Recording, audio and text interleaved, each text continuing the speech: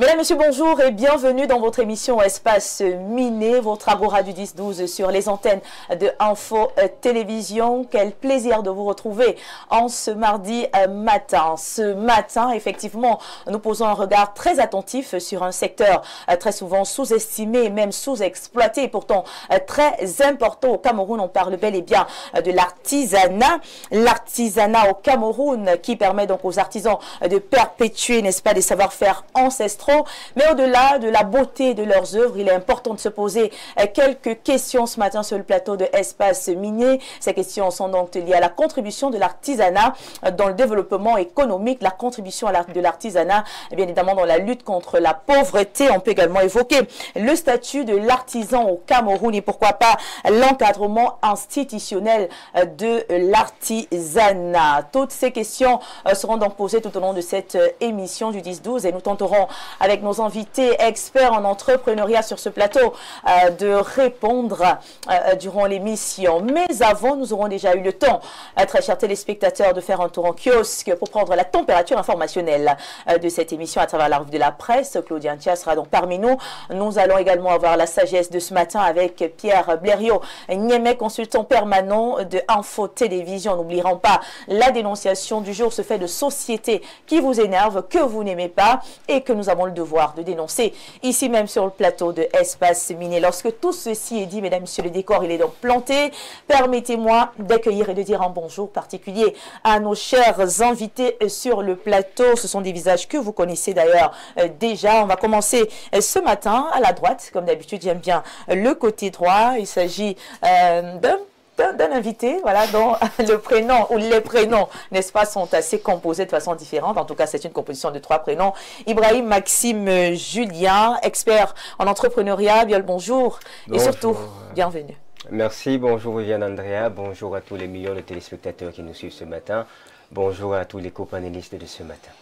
C'est un plaisir de vous avoir parmi nous. Le plaisir est partagé. Il faut dire que parlant de savoir, vous en avez véritablement, parce qu'en plus d'être expert en entrepreneuriat, vous êtes écrivain. Tout à fait. Nous essayons d'apporter notre modeste contribution à l'univers entrepreneurial parce que nous pensons que c'est la formation qui va permettre à nos confrères de réaliser des choses beaucoup plus intéressantes. Et si vous le permettez, aujourd'hui, on va un peu donner les CV. Hein. Donc, vous êtes donc titulaire de 2 diplômes d'ingénierie dans le secteur minier. C'est exact. Vous confirmez. Vous êtes CEO de African Company of Mineral Development, en abréviation ACOMD. C'est exact. Vous êtes également expert consultant en mines et en entrepreneuriat à l'Industrial Consulting Paris, bien évidemment. Exact. Voilà. Et on va rajouter, vous êtes également chargé des relations publiques à IFIA. C'est exact. Autant de casquettes. Vous êtes également coach en développement personnel, fondateur, bien sûr, de la page Business Coaching, consultant en scientifique à la Scientific Center for Heart. C'est beaucoup de casquettes quand même pas. Comment vous faites pour gérer tout ça à la fois? Je crois qu'il faut en vouloir. Andrea, il faut en vouloir. Un jour, j'ai lu un ouvrage, Les 21 secrets de Aliko Dangote, et je me suis posé une question. Ce monsieur avait une vision à l'âge de 18 ans. Il disait qu'il avait pour mission de nourrir 150 millions d'Africains. Alors, quand on regarde Aliko Dangote, c'est un géant, c'est-à-dire que c'est la fierté africaine.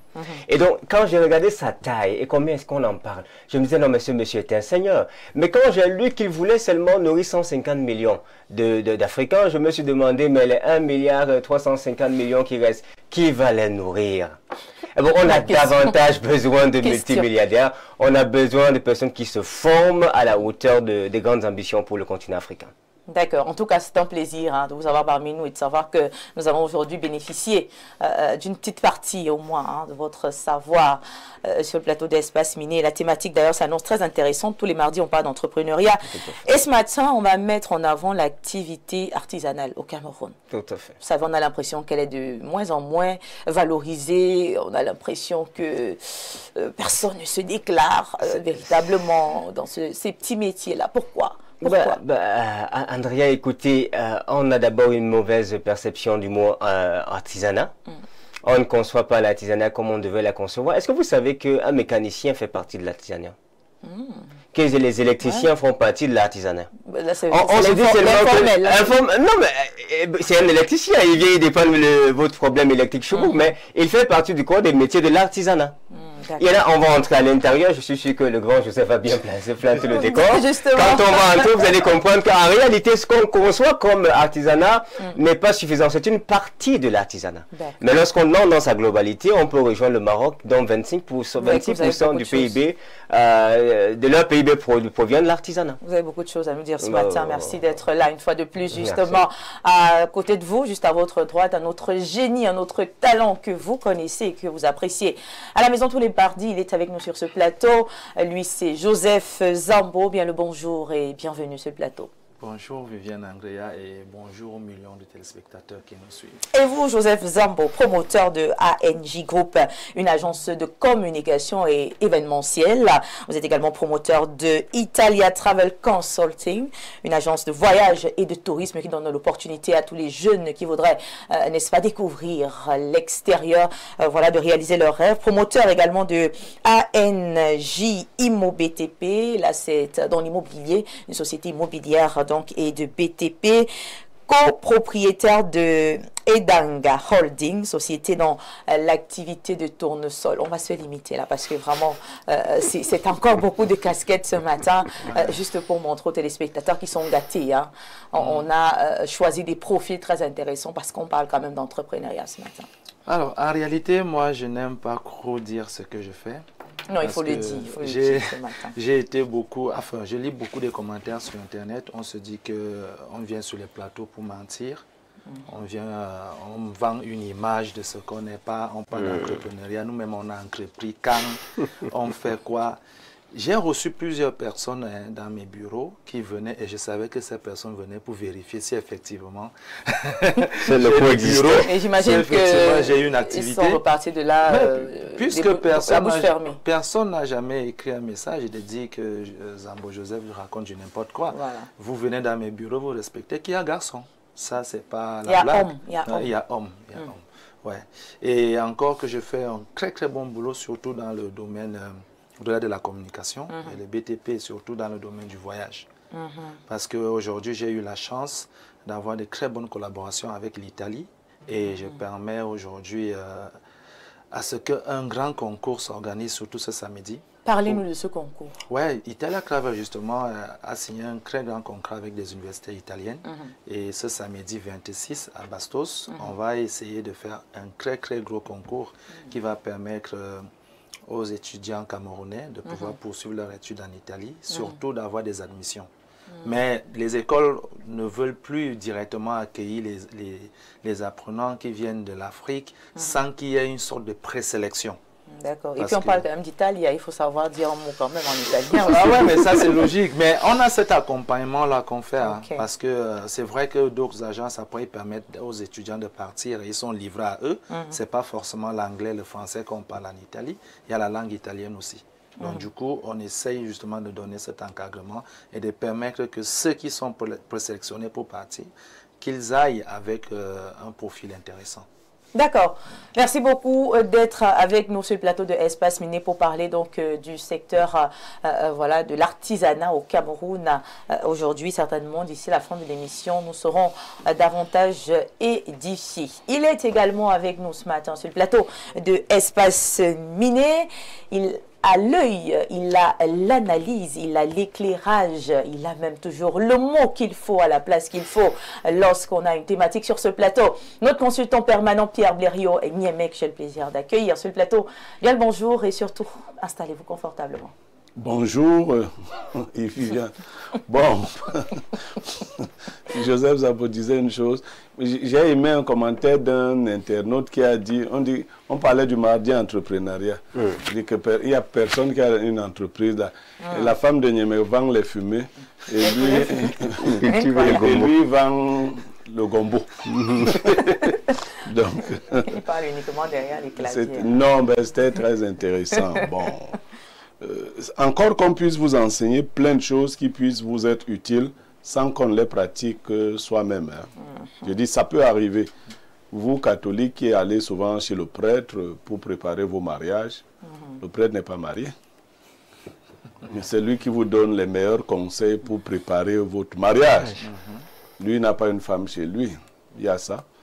Bon, personnellement, ceux qui vivent à côté... Faites ce que je dis.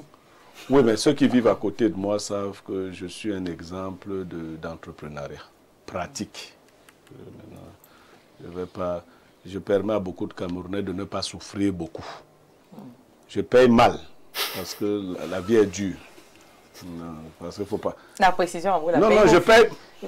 Non, je paye mal parce qu'au Cameroun, c'est comme ça. Quand vous regardez le travail que fournit un Camerounais et le salaire qu'il a, et la réalité de la vie. Bon, moi, mes employés ont 100 000 et tout ça, mais bon. C'est pas évident. Mais à côté, je vois des gens qui donnent 30 000. Pour le même boulot. Pour le même boulot. Vous voyez, par exemple, moi je fais dans l'agriculture. Quand j'ai appris qu'on pouvait défricher 1 hectare à 35 000. 30 000 même. Je me suis dit que c'est criminel. Parce que si toi-même on te donne la matière, je crois que tu vas passer toute l'année à tenter de défricher 1 hectare. Toute l'année? Oui, mais attends, 1 hectare, pas le fond hectare du village. Hein. Ah, d'accord. C'est beaucoup. Oui, c'est beaucoup. Mais vous voyez, on met des gars là, et on dit que quand il a fini 1 hectare, il a 35 000. C'est-à-dire que les gars, pour défricher 1 hectare, le gars travaille 3 semaines, matin et soir. Il travaille en matinée, il va se reposer, il revient en soirée. Et donc, quand j'ai décidé de donner un peu plus que ça, les gens de ce village m'ont dit, tu vas nous gâter, les gars, si. Il ne faut pas les gâter, il ne faut pas les habituer. Ne les habitue pas. Non, ne les habitue pas à l'argent. Trop d'argent ne pourra pas tenir par la suite. Parce que, vous voyez, donc, c'est convenu comme ça. Les aides de maison, les techniciens de surface, il y a des gens qui payent 25 000. Mais c'est pas normal. Oui, c'est-à-dire qu'on vous dit que la ménagère arrive tous les matins, elle apprête des enfants, elle fait ci, elle fait ça. Et le chef de famille consent avec sa femme, il a 2 voitures. Hein. Mais je trouve que c'est méchant. Il donne 25 000. C'est méchant. Et il arrive même des fois qu'on dise qu'elle avait volé un morceau de savon. Et on donc coupe encore dans les 25 000. Non, il donne 25 000. Et tout le monde vous dit que non. Personne pour se demander comment les autres font. Mais je crois que les autres aussi devraient arrêter d'accepter ce genre de prix. Oh non, non, la situation est telle que les gens n'ont pas de choix. Joseph Zambo me disait hier que lui, il se vend cher, il coûte cher. Non, lui, il se vend cher, sauf que qu'est-ce qui se passe dans la réalité? Vous voyez une dame qui accepte cela, elle commence à détourner des petites choses dans le congélateur pour essayer de compenser. Oui, donc, et il y a des gens qui décident d'avoir une ménagère alors qu'ils n'en ont pas les moyens. C'est-à-dire eux-mêmes devraient faire leurs travaux. Tu vois quelqu'un qui tire le diable par la queue, lui-même gagne 175 000. Voilà. Il a 4 enfants et une femme qui est à la maison.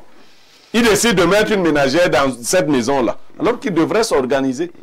Bon, la ménagère va donc voler les morceaux de savon, des choses comme ça, parce qu'elle croit compenser. C'est lui qui fait ça. 25 000 de salaire. En général, même, on paye mal les gens chez nous. Vous comprenez? Donc, je dis que je paye mal, mais je paye quand même. Mais tu ne payes pas quand même méchamment. Non, je ne paye pas méchamment. Parce qu'il y a des gens qui payent méchamment. Mais il y a des gens qui payent mal. Mais André, il y a même méchamment mal, tu vois. Parce que quand tu donnes 25 000 à quelqu'un, le taxi seulement mensuel. C'est pour qu'il non, il ne se pose pas ces questions. Il te dit, comme tu es venu demander le boulot, là, toi-même, tu devais savoir où j'habite. Donc, oui, mais vous voyez, les chauffeurs, vous parlez des chauffeurs, les gens qui tiennent vous. Vous savez quels sont les salaires pour les meilleurs? 50 000. Pour les meilleurs. Oui, 50 000. Et quand vous dites que vous donnez 100 000 à votre chauffeur, oh non, tu vas gâter les chauffeurs. Mais attends, ils se mettent 50 000. Je crois que c'est un problème de mentalité aussi. Et il y en a qui sont même plus méchants, ils parlent méchamment. Quand il garde sa voiture, il va au restaurant, toi tu restes dans la voiture. Voilà, ça c'est pas de bonnes qualités. Lui mange. Toi, il ne sait pas si tu as mangé. Je n'ai pas dit que le chauffeur vienne forcément dans le même restaurant que toi. Il ne donne même pas quelque chose. Tu peux lui donner 2 000. Tu dis, bon, bloque la voiture, mais reviens dans 30 minutes parce qu'il ne faut pas que quand j'aurai terminé, que je te cherche. Très loin, oui. Voilà, des choses comme ça. Ce manque d'humanité fait que vous parlez des parvenus. Les gens, en infligeant les souffrances aux autres, ils se sentent plus forts. Alors, ils s'affirment. Pourtant, on n'en a pas besoin. En tout cas, merci beaucoup. Voilà, Pierre Bléhoniemec, merci à tous nos panélistes d'être là ce matin autour de cette thématique. On parlera de l'activité artisanale. Est-ce qu'elle peut participer ou contribuer au développement économique d'un pays et particulièrement du Cameroun parce qu'on est au Cameroun. On aura donc le temps d'entrer, n'est-ce pas, de plein pied dans ce sujet d'ici la fin de l'émission. Mais d'abord, prenons du recul, un moment de réflexion, un moment de sagesse. Mesdames, Messieurs, ça se fait avec Pierre Blériot et Niémé. Voici venu pour vous la sagesse du jour. Pierre Blériot. Écoutez bien celle-ci. Si tu veux à tout prix être honoré, tu seras roi sans un royaume. Si tu veux à tout prix être honoré, tu seras roi sans un royaume. Autrement dit, si tu cherches trop les honneurs ou la reconnaissance, sans te soucier de ta valeur réelle ou de la valeur de ton travail, tu risques d'avoir un titre ou des images de prestige sans substance réelle. Comment est-ce qu'on peut bien expliquer ça? Bon, ça veut dire que si tu veux à tout prix que, bon, comme moi je suis Niémé, si tu veux à tout prix qu'on me reconnaisse comme le meilleur consultant du monde, bon, on va te fabriquer un truc. Toi, ça va te satisfaire dans ton ego. Alors que tu n'es même pas le meilleur consultant d'Info TV, mais on va te faire, on va te faire un truc et puis on va se moquer de toi en fait. Il faut laisser la reconnaissance venir d'elle-même. Je l'ai dit parce que j'observe un certain nombre de choses depuis que je suis dans les médias. J'ai vu des jeunes gens, des groupes se mettre en place pour fabriquer des trophées, des awards. On vient même, tu achètes, on dit qu'on va te faire meilleur, ceci. Ce n'est pas ce que les gens disent. Toi-même, tu dois savoir ce que tu... Ta femme ne t'a jamais dit que tu m'impressionnes. Les gens viennent te dire dehors que tu es le meilleur chroniqueur du monde. Toi, tu crois ça comment? Tu es avec tes enfants ne te posent pas des questions difficiles. Quand ils viennent avec les questions même de leur école, tu dis allez poser ça à votre maman. Mais après on dit que tu es le plus grand savant. Tu crois ça comment? Tu fais comment? Ça rejoint un peu la sagesse d'hier. Hein. Mais j'ai dit que je suis dans une logique. Oui. Donc je vois des gens à la recherche des honneurs, de la... Prêts à acheter. Acheter.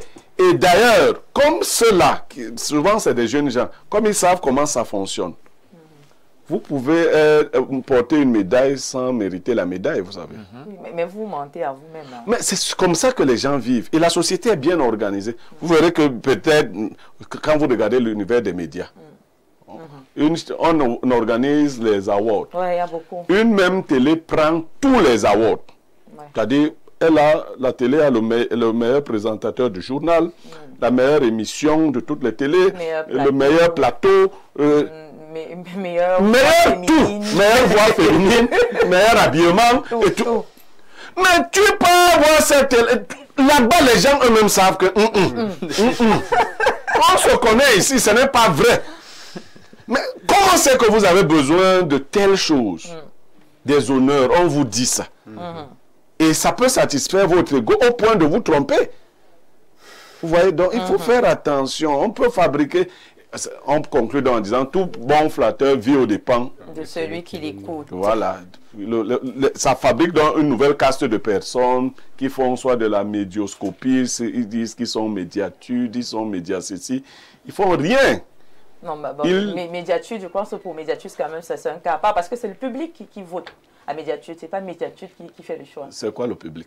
C'est le public. C'est quoi le public? Ceux-là qui sont abonnés à la page. Mais bien sûr, les gens s'abonnent à la page de Viviane parce qu'ils aiment Viviane. Donc les gens qui ressemblent à Viviane sont sur la page de Viviane. Pas toujours. Je dis que maintenant il y a une autre caste qui vient sur la page de Viviane pour insulter Viviane. Je veux dire que le promoteur de médiatude a d'abord les gens qui lui ressemblent à lui-même. C'est ça le public. Toi, tu peux faire quel public là? Tu dis que une chaîne... Mais selon vous, qui doit donc voter? Je pense que le public est plus critique. Non, déjà sur Facebook, il y a trop de personnes qui sont malades. Les gens qui s'ennuient, les gens qui ont trop de problèmes. Ils ne peuvent pas faire l'amour à leur femme. Ils ont trop de problèmes. Donc, ils font une sorte de défoulement. Oui. Facebook ne peut pas être l'instrument de mesure. La vie réelle est là. Vous comprenez? Oui, la vie réelle nous enseigne. Si vous faites un vote grand public, sans repli identitaire, sans communautarisme et autres, mais les choses peuvent se dégager d'elles-mêmes. Vous voyez?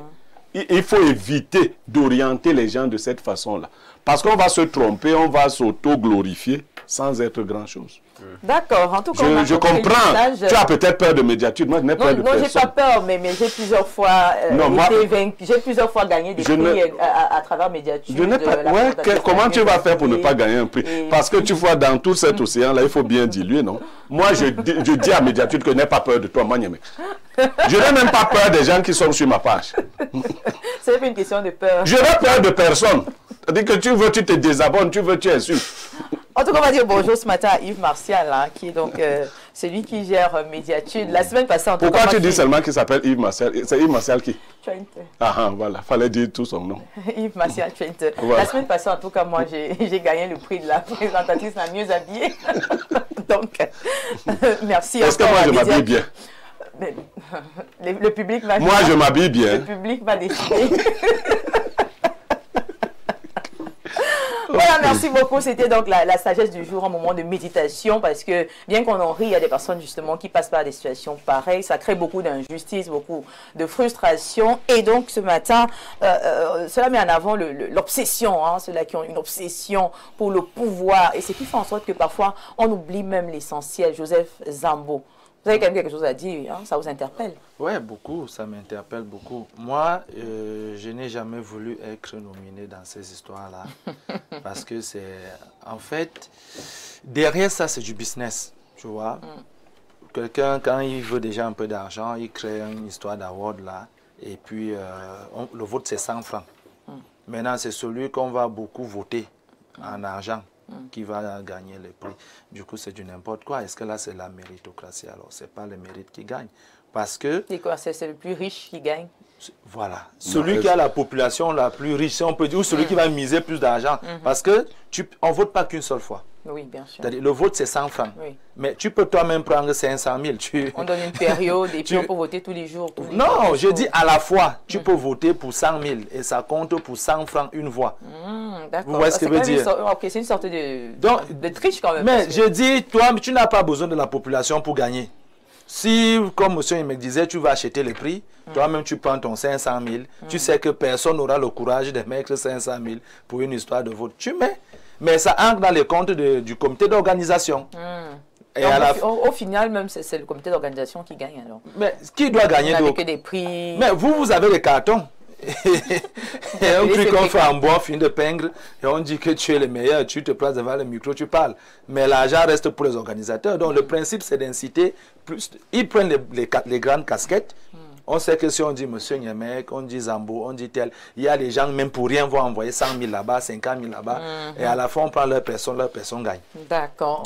Ibrahim, Maxime, Julien, on parle quand même des personnes dont on a l'impression qu'elle manque assez d'assurance, parce qu'aller quand même payer, n'est-ce pas, pour avoir un prix qu'on ne mérite pas, c'est quand même bas, non? C'est assez bas. Bon, il y a des gens qui... C'est même triste, vous êtes malheureux. C'est en fait dangereux. C'est en fait dangereux. Il y a 5 ans de cela, il y a une dame qui m'a posé une question, c'était un de mes encadrants, Madame Tsumi Karine, le PDG de GeoVectoris. Je prodiguais des conseils sur Facebook, etc., des conseils pour les entrepreneurs. Et elle me suivait. Elle est PDG au monde depuis 22 ans. Elle me suivait, et elle appréciait mes conseils. Et un jour, elle m'a posé une question. Elle m'a dit, Ibrahim, tu donnes de très bons conseils aux entrepreneurs. Mais si un jour on t'invite sur un plateau télé, on te pose la question, toi-même, tu as d'abord créé combien d'entreprises? Que vas-tu répondre? Et bien, tu sais ce que j'ai fait ce jour-là? Je suis resté comme ça, j'ai réfléchi. J'ai arrêté de communiquer sur Facebook. Je me suis dit, je veux d'abord créer des entreprises pour être une voix autorisée à parler d'entrepreneuriat. C'est quand j'en ai moins déjà créé 3 que j'ai accepté de venir apporter ma modeste contribution pour avoir une valeur. Ce qui m'importe aujourd'hui, ce n'est pas la visibilité. J'ai cherché la visibilité à un moment, hein. Vous avez évoqué le fait que je sois chargé des relations publiques pour l'IFIA, une organisation scientifique, scientifique qui organise des événements scientifiques pour mettre la promotion des données scientifiques. Vous avez aussi payé déjà? Non, là-bas, je n'ai pas payé. J'avais bossé comme un malade parce qu'on allait dire que voilà les gars qui changent l'Afrique. Ils ont mis en valeur la science avec les jeux. J'ai bossé comme un malade. On a mis nos photos dans le magazine. On a eu peut-être à faire un DVD de pays, 600 chercheurs. Les ministres étaient là, on nous a vus. J'étais content. Mais après le jour là qu'on nous a vus, c'était plus rien. Hein. C'était fini. Et je me suis posé la question. savoir. Vous allez retrouver. Mais là, j'ai connu, ça change quoi? Rien du tout. Et ce jour-là, en fait, depuis ce jour-là, j'ai dit, mais franchement, je me suis battu. C'était même créer des problèmes parce que c'est tout ça. Mieux ne pas être connu comme ça, tu montes sur ta moto calmement, on ne te reconnaît pas. Quand tu fais tout pour être connu, dès qu'on te voit sur la moto, hey, ce n'est pas le type qui passe à la télé qui monte sur la moto. Voilà. Imagine même obligé de créer une autre vie. Voilà. C'est compliqué. Tu entres dans le taxi, au lieu de dire sans comme tout le monde, tu es obligé de mentir. Voilà, ou de prendre les courses. Tu dois pouvoir tenir à ce rythme-là. Tu dois toujours porter des costumes. Tu dois toujours aller te coiffer. Honnêtement, l'image. L'image voulue. Oui. On parle d'image voulue. Honnêtement, aujourd'hui, je suis plus trop dans la quête de la visibilité, mais je suis beaucoup plus à la recherche de l'impact. La capacité à transformer les vies, à apporter un plus pour que le monde puisse se démarquer. Merci beaucoup, très belle chute. Il vaudra mieux impacter les gens positivement et profondément afin de marquer à jamais. Et là, on n'aura pas besoin de payer, on n'aura pas besoin de passer par des voies pas très saines pour pouvoir avoir un royaume. Parce que c'est ce que Pierre Bléhoniémec a dit ce matin. À force de vouloir être roi à tous les prix, on finit par nous donner ce poste de roi, si vous le voulez, mais sans royaume. Du coup, qui est-ce que vous allez commander? Personne. Merci beaucoup. C'était donc le premier arrêt de cette émission Espace Miné. La sagesse de ce matin qui certainement pourra aider plus d'une personne. Et tout de suite et maintenant, on va faire un tour d'horizon pour voir ce qui fait la une ce matin. Voici, venu pour vous, la revue de la presse. Ça sera juste après la transition.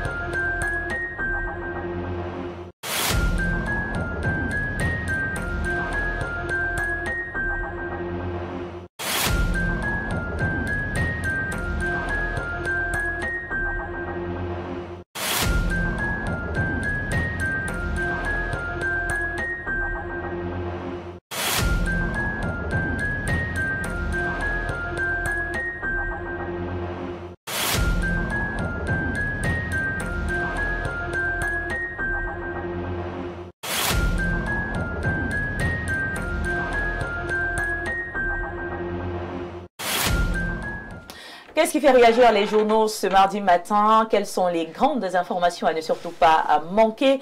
Mesdames et messieurs, voici pour vous la revue de la presse. Nous recevons sur le plateau notre chère Claudia Ntia, du vert au rendez-vous ce matin avec un chapeau, n'est-ce pas, pour compléter le look, je sais pas, hôtesse de l'air ce matin. Bien le bonjour Claudia.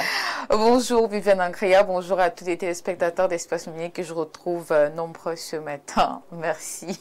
Ouais, c'est un très beau look. Merci. Avec des lunettes qui vont avec. J'essaie de faire comme vous, avec des lunettes, donc voilà. Non, je vous ai dit, moi, ce sont des lunettes médicales, donc j'ai pas trop le choix. Si j'avais le choix, je ne les porterais pas. C'est pas pareil.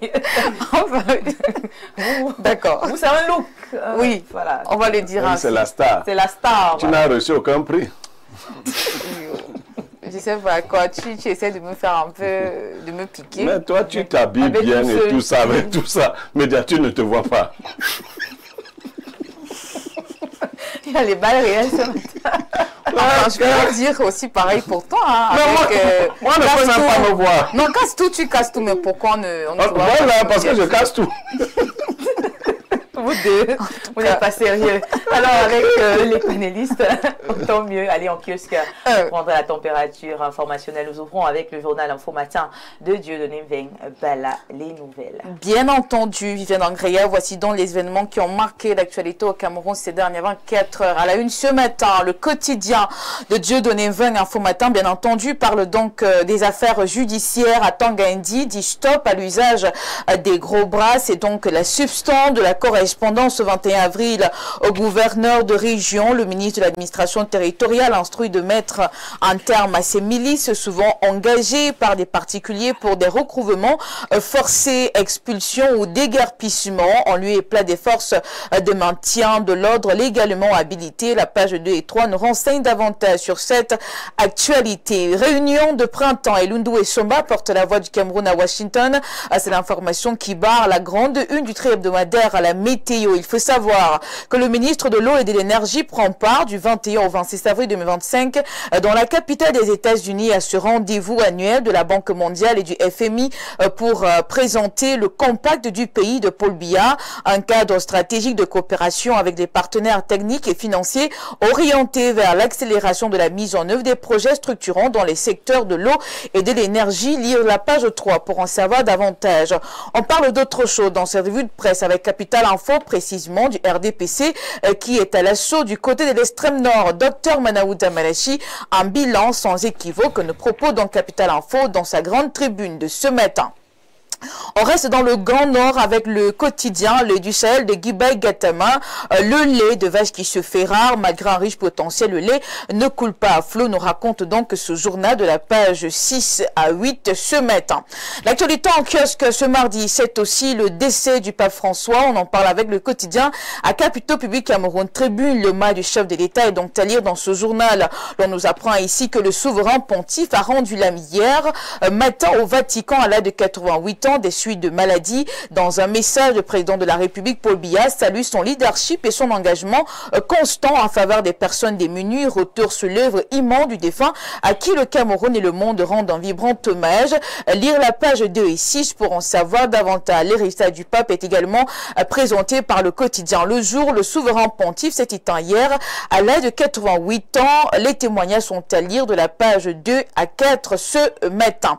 Le Messager parle également de cette actualité. Église catholique romaine, Urbi et Orbi, 266e pape installé sur le siège de Saint-Pierre. Le souverain pontife a tiré sa révérence hier au lendemain de la Pâque, où son message portait sur la paix et le réconfort dans le monde. Portrait, œuvre et hommage, ainsi que des témoignages sont donc à retrouver dans ce journal de Feu Pius Ndiawe. Nord-Ouest et Sud-Ouest, il priait pour la paix, nous informe le quotidien. Mutation, l'interminable crise dans ces régions a régulièrement figuré parmi les sujets de prière du défunt pape, au point où il avait dépêché son secrétaire d'État en 2021 au Cameroun. Portrait et réaction suite à la disparition hier du souverain pontife qui sortira de la fumée blanche, s'interroge Georges Alain Boyomo ce matin. La nouvelle expression est également au parfum de cette actualité. Décès du pape, ce que la tradition prévoit au Vatican.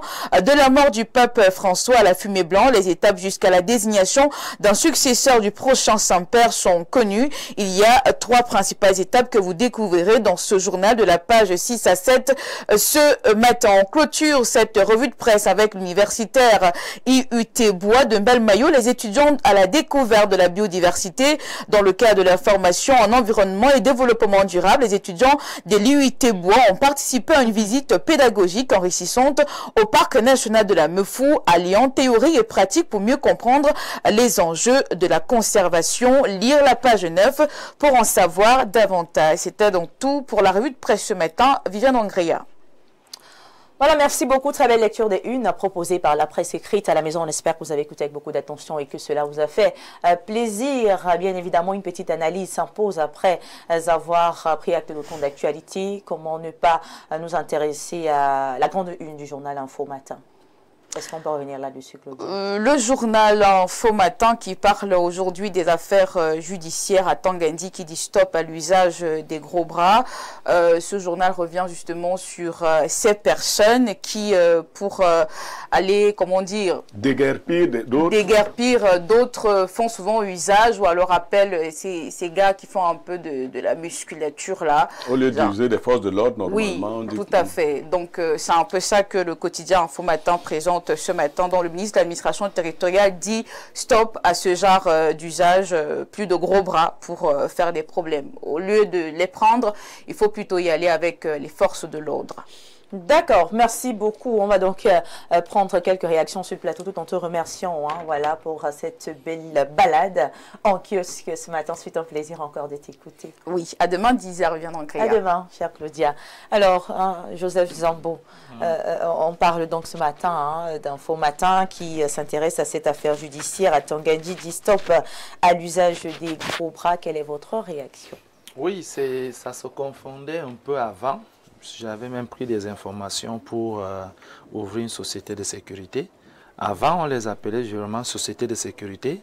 Après, il y avait des combats qui se faisaient même entre ces hommes de la sécurité privée et même ceux qui sont dans la police. Et on a changé leur nom à un moment donné, on les appelait les sociétés de gardiennage. Parce qu'il fallait bien restreindre leurs fonctions. Et aujourd'hui, sûrement, ça crée encore justement des problèmes. Donc, je me dis qu'il faut bien différencier cette sécurité qui se veut privée et puis celle qui est publique et homologuée, en fait. Et je crois même que même pour avoir cet agrément, ça demande beaucoup de choses. Hein, jusqu'à les notes doivent venir du décret. Il faut bien encadrer ça, c'est important. Il faut bien encadrer ça, c'est important. Ibrahim, on parle donc d'un sujet qui nous concerne tous, hein, une décision du ministre de l'Administration territoriale Paul Atanga-Ndji qui interdit désormais l'usage des gros bras dans l'exécution des décisions de justice au Cameroun. La quintessence d'une correspondance voilà, que vous avez certainement lue. Qu'est-ce que cela vous fait? Quelle est votre réaction? Écoutez Viviane, je pense qu'il était nécessaire d'hausser un peu le ton. Il y a une scène que j'ai vue sur un de nos médias qui m'a fait très mal. C'était un monsieur qui avait son terrain et le fils a vendu ce terrain à quelqu'un d'un peu puissant. Et quand le fils veut venir travailler sur son terrain, le monsieur un peu puissant a fait venir des gros bois. Je dis vraiment baraqué du genre, toi-même tu vois que là c'est compliqué. Et non, ça c'est compliqué. Donc celui qui aime sa vie, c'est que la fait s'il ne faut pas aller en front direct. Et ce qui m'a sidéré en fait, c'était que le jeune homme a eu recours aux forces du droit. Il a fait appel à la police. On a envoyé 3 éléments.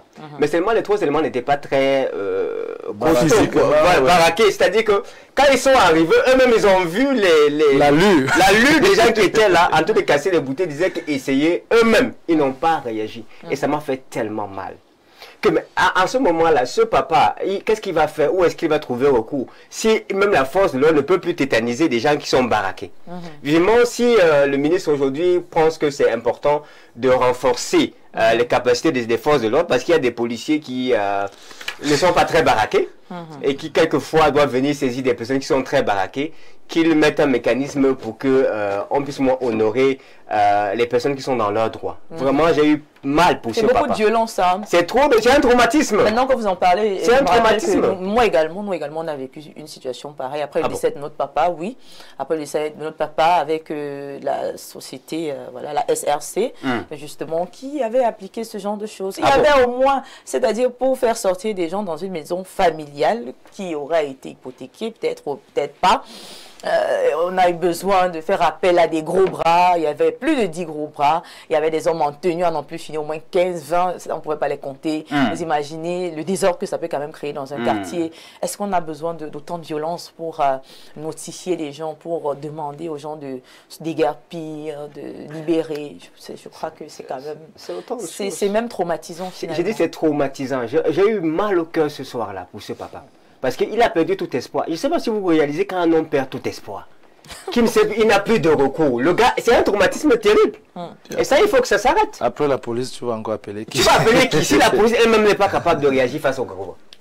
D'accord. En tout cas, voilà, avec Pierre Blérou-Niemek, hein, on sait qu'en cas, parce qu'il y a quand même souvent des situations qui nous obligent, n'est-ce pas, à faire appel, mais je pense qu'on a des personnes habilitées, des forces de maintien de l'ordre qui sont donc mandatées, voilà, hein, légalement, peuvent donc intervenir dans ce genre de situation. Non, le ministre Atanga-Ndji veut mettre un point final, veut stopper une pratique qui a commencé à s'implanter très profondément.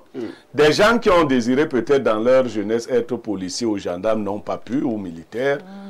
Aujourd'hui, ils vont charger les trucs et ils veulent remplacer. Il y a même certaines autorités judiciaires qui ont souvent commis l'erreur de vous dire, voilà, tu as la décision, va prendre les gros bras pour déguerpir. Non, faites attention, les gros bras ne suffisent pas. Tu peux venir avec ton gros bras, tes gros bras, et mort s'ensuit. Qui assume? Mais ils ont le droit de... Non, non, pas ce droit. C'est pour cela que le ministre demande de stopper cette pratique. Parce qu'elle s'est renforcée, elle est rentrée dans les habitudes. Les gens règlent de manière féodale. Non, en fait, il faut remettre la note. C'est-à-dire que vous avez effectivement le droit de déguerpir quelqu'un. Vous allez, la police vous dit non, ils sont nombreux dans ce quartier. Quand on va dans ce quartier, on appelle les jeunes du quartier, ils s'y opposent. Ok. Ça veut dire qu'on remet dans le pouvoir de la police à des individus qui n'ont pas qualité. Exactement. Et qui ne vont pas répondre des conséquences qui pourraient en découler. Exactement. Ils viennent donc parce qu'ils ont des gros bras, tapent sur les gens, cassent et autres. Et ils agissaient comme ça. Je vous dis qu'il y a même des autorités judiciaires. Lorsqu'on te remet ton ordre de déguerpir ton locataire, on dit, va te débrouiller. Vous allez au village, dans certaines zones. Vous allez dans votre village, vous avez un problème, vous allez au poste de police, le chef de poste vous dit que je n'ai pas suffisamment d'éléments. Si tu peux régler ça toi-même. Ah, c'est devenu... Oui, oui. Oui, c'est-à-dire que si tu peux trouver des gens, on t'empêche par exemple d'aller enterrer ta maman. On dit, bon, si tu peux trouver des gens, tu vas donc ramasser ces gens sans formation, sans éducation, sans instruction dans les métiers de sécurité, qui vont commettre des exactions. Il faut, quelqu'un l'a aussi dit, je vois de plus en plus, il y a des corps d'élite dans la police et dans la gendarmerie. Mais je crois que de plus en plus, il faut renforcer ces corps d'élite parce qu'aujourd'hui, on a quand même des gens qui ont les allures bizarres. Dire que, bon, peut-être que comme on les met à la circulation routière, ça passe. Mais il y a des policiers, tu peux pas aller le prendre si tu as une situation. Dire que si quelqu'un te menace, tu peux pas le prendre, tu te rends compte que c'est toi qui dois le protéger. Et c'est pas bien. C'est pas bien d'avoir ce sentiment. Ces métiers-là, surtout pour les gens sans galon, là, on doit recruter des gens qui sont faits pour la sécurité. On ne peut pas tricher à ce niveau. On a aujourd'hui, j'ai vu les jeunes filles sexy, elles s'habillent même mal, elles ne portent pas normalement l'habit de la police comme cela se devrait. C'est le pantalon de la police qui est un pantalon officiel. Devient plutôt un pantalon qui doit montrer les fesses. Ce n'est pas comme ça. Et que cela trouble parfois. Oui, non, les conducteurs de véhicules. Voilà, c'est pas ça. C'est pour cela que les gros bras croient qu'ils ont déjà matière à travailler. La police, la gendarmerie doivent avoir des corps qui assurent la sécurité. J'ai eu la chance, il n'y a pas longtemps, j'allais du côté d'Hawaï Village. Oui. J'ai vu une escouade de policiers et de gendarmes. Mais là, de bonne posture. J'ai dit, mais ceux-ci, on les a sélectionnés où? Ah, donc il y a encore les gendarmes et les policiers comme ça. Mais ils étaient bien. Oui. Bon, malheureusement, quand je rentrais, je suis aussi arrivé au Carrefour Mkwaban. Et j'ai encore vu un autre mingiri. Alors, si vous voulez, peut-être on peut revenir sur la note. La note donc officielle, objet, utilisation des groupes qualifiés de gros bras dans les procédures de recouvrement forcé. Voilà, des créances d'expulsion ou de déguerpissement. Et il me revient de manière récurrente que des groupes d'individus qualifiés de gros bras sont très souvent utilisés dans des procédures de recouvrement forcé, des créances, des expulsions et des déguerpissements en lieu et place des forces de maintien de l'ordre légalement habilitées. Par ailleurs, ces gros bras agissant parfois sous la forme de milices à la solde des particuliers sont de plus en plus visibles sur les sites des litiges fonciers.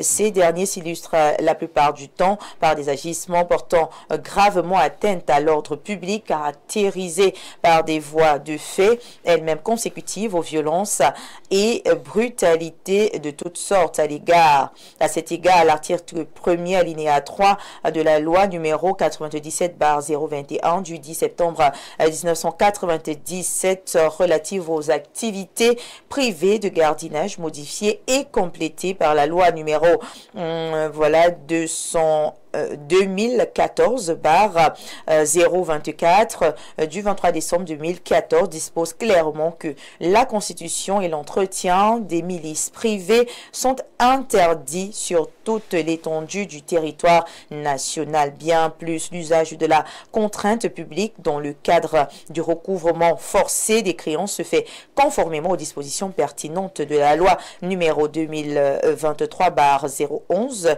du 25 juillet 2023 régissant les garanties et le recouvrement des créances par les entités publiques bénéficiaires du privilège du trésor.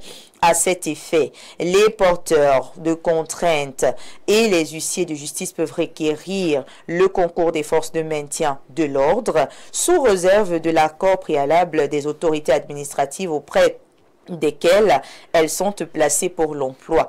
Aussi ai-je l'honneur de vous demander de bien vouloir mettre définitivement un terme à ce phénomène de gros bras, entre guillemets, dans vos unités de commandement respectives. Je tiens la main ferme à la mise en œuvre diligente des présentes directives. Voilà, et puis il y a copie, voilà, Minita SGPR, SG, voilà, Minfi, CED, DGSN. C'est donc signé Paul Atangadji. Voilà. Voilà, donc, qui est clairement dit ce matin, hein, nous n'est censé ignorer la loi. Je pense que maintenant, les choses sont claires. Les personnes qui vont persister dans cette façon de faire devront tout simplement répondre de leurs actes. Il faut peut-être faire une petite précision. Alors, le ministre le sait. On reproche également aux chefs d'unité administrative, c'est-à-dire les préfets et les sous-préfets, de bloquer souvent l'exécution des décisions de justice. Parce que vous savez que c'est eux qui doivent mobiliser la force publique. C'est-à-dire quand vous avez la décision de justice, il faut que le préfet ou le sous-préfet autorise la police ou la gendarmerie à aller agir. C'est là où beaucoup font dans des micmacs. Vous avez la décision, mais la police, vous comprenez comment les gros bras sont intervenus. Un individu va donc au quartier, ramasse des gens, il dit, bon, allez m'aider à appliquer. Donc, monsieur le ministre, il faudrait également attirer l'attention de vos chefs d'unité, hein, parce qu'ils sont très souvent des obstacles à l'application des décisions de justice. D'accord, je pense que le message il est passé. Merci beaucoup. Mesdames, Messieurs, on va prendre une transition. Et juste après, sur ce plateau, nous aurons des invités qui viendront communiquer. À tout de suite.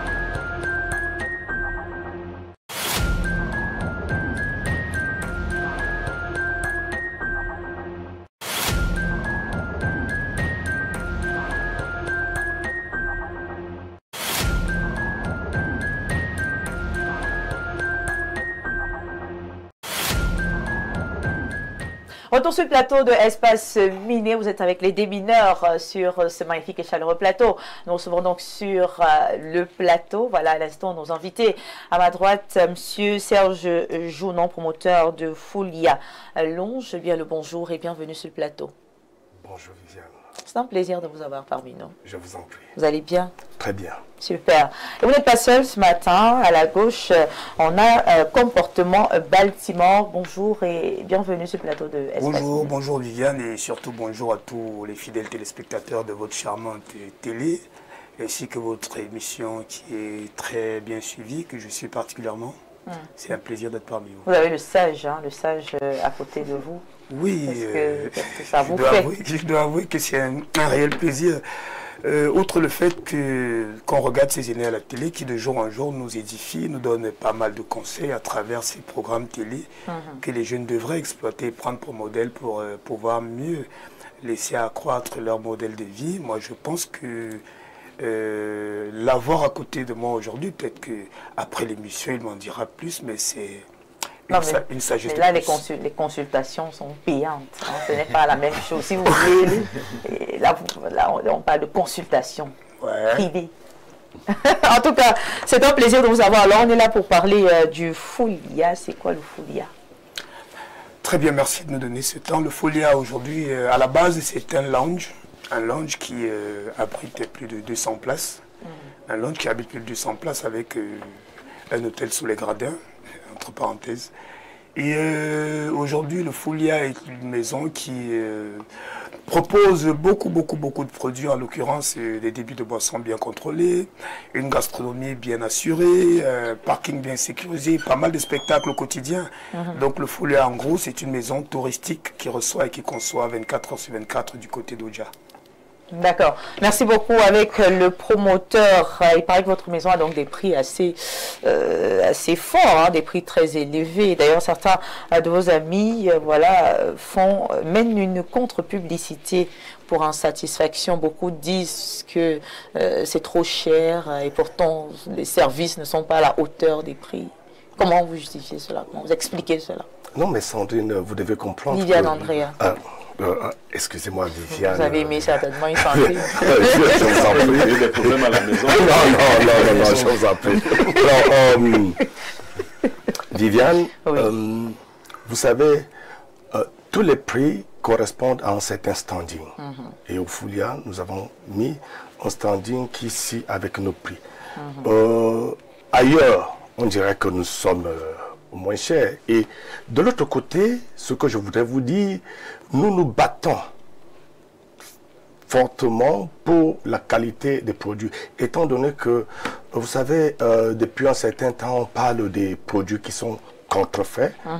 Et nous tenons beaucoup à ce que les produits que nous avons sortent vraiment des endroits les plus indiqués pour que nous puissions satisfaire nos clients. D'accord. Donc c'est ça le plus important déjà. D'accord. Comportement DJ, puisque vous êtes parmi nous, vous avez donc une date le 24 avril 2025. À quoi est-ce qu'il faut s'attendre au Folia Lounge? Jeudi 24 avril 2025, je suis né le 23, mais bon, on va faire la fête le 24 parce que chez nous, les commerçants, il faut provoquer le week-end, quoi. Donc on a choisi le jeudi pour mettre le feu au Folia à partir de 20h. Nous aurons une panoplie d'artistes qui vont prester au plaisir de notre charmante clientèle parce que le Folia, on se sert de cet anniversaire pour récompenser nos clients en même temps. Parce qu'on a des clients qui sont là pratiquement 5 jours sur 7. Et à un moment donné, il faut leur donner une certaine coloration. Il faut leur donner un certain appétit de plus. Il faut leur dire merci à notre manière. Et justement, on peut voir beaucoup de têtes connues là sur l'affiche. Oui, vous avez un plateau très alléchant. J'ai nommé Lucky Plus 2 qui aujourd'hui est Canal d'Or sans publicité. Moustique le charismatique qu'on ne présente plus. DJ Rally qui est un proche collaborateur. Audi Tony qui est un frère à moi. Oui, Tim Kaiser qui est un gros talentueux que j'aime beaucoup, que j'apprécie particulièrement. Sans oublier Petit Virus qui est une étoile, une valeur sûre du Mbolé aujourd'hui parce qu'il fallait bien essayer de tâter tous les terrains pour satisfaire toutes les couches. D'accord. Ouais. Alors, pour sortir, on va rappeler les dates. Hein. La date, on a dit le 23 avril, à quelle heure? 24 avril, 20h, Folia Lounge, Oja. Le dress code, là, tout à l'heure, il y avait un dress code. Oui, je voulais d'abord préciser, nous sommes basés du côté d'Oja, plus précisément à Pi, juste à côté de Dove, sans publicité. Et le dress code, c'est le bleu-blanc. Le bleu-blanc. Le bleu-blanc, ou alors le bleu ou le blanc. Le bleu ou le blanc. Voilà, merci beaucoup. Un mot pour sortir. Ce que je voudrais dire ici, vous avez parlé tout à l'heure de la contre-publicité. Je vais revenir un peu sur ce que Blero a dit tout à l'heure. Au Cameroun, le travail est très compliqué. Il n'y a pas d'argent, on se bat pour pouvoir subvenir à nos besoins, on paye. Et nous ne pouvons que payer par rapport à ce que nous gagnons. Bon, nous avons pignon sur rue. Il y a certaines personnes qui se permettent souvent de dire des choses qui ne tiennent pas la route, mais sauf que nous sommes là, nous avons une adresse à côté de Dove à Pi et nous sommes ouverts 24 heures sur 24. Vous serez bien évidemment invités et on sera très ravis, n'est-ce pas, de vous recevoir dans notre espace. Merci. Donc c'est une invitation officielle hein, avec bien évidemment par le consultant Pierre Blériot-Niémé. Que j'aime bien suivre d'ailleurs. D'accord. On a également Joseph Zambouan qui... C'est un expert, il aime beaucoup travailler, mais il sait aussi faire la fête. Non, vous serez les bienvenus. D'accord. Vous serez les bienvenus. Ibrahim, Maxime, on va le forcer, il va venir. Il a l'habitude de fuir. On viendra le tenir par la main si tel est le cas. Nous serons très ravis de vous recevoir. Merci beaucoup. Pas dans notre cadre. Merci. Merci Serge Djounan d'être passé sur le plateau. Merci à Comportement DJ. C'est un plaisir de vous avoir. Plaisir à partager. On ne peut que souhaiter que tout se passe bien le 24, jeudi prochain, voilà, au Foulia. Mesdames, Messieurs, on va prendre une transition et juste après, nous aurons la dénonciation de ce jour avec Pierre Blérionier. Mais qu'à tout de suite.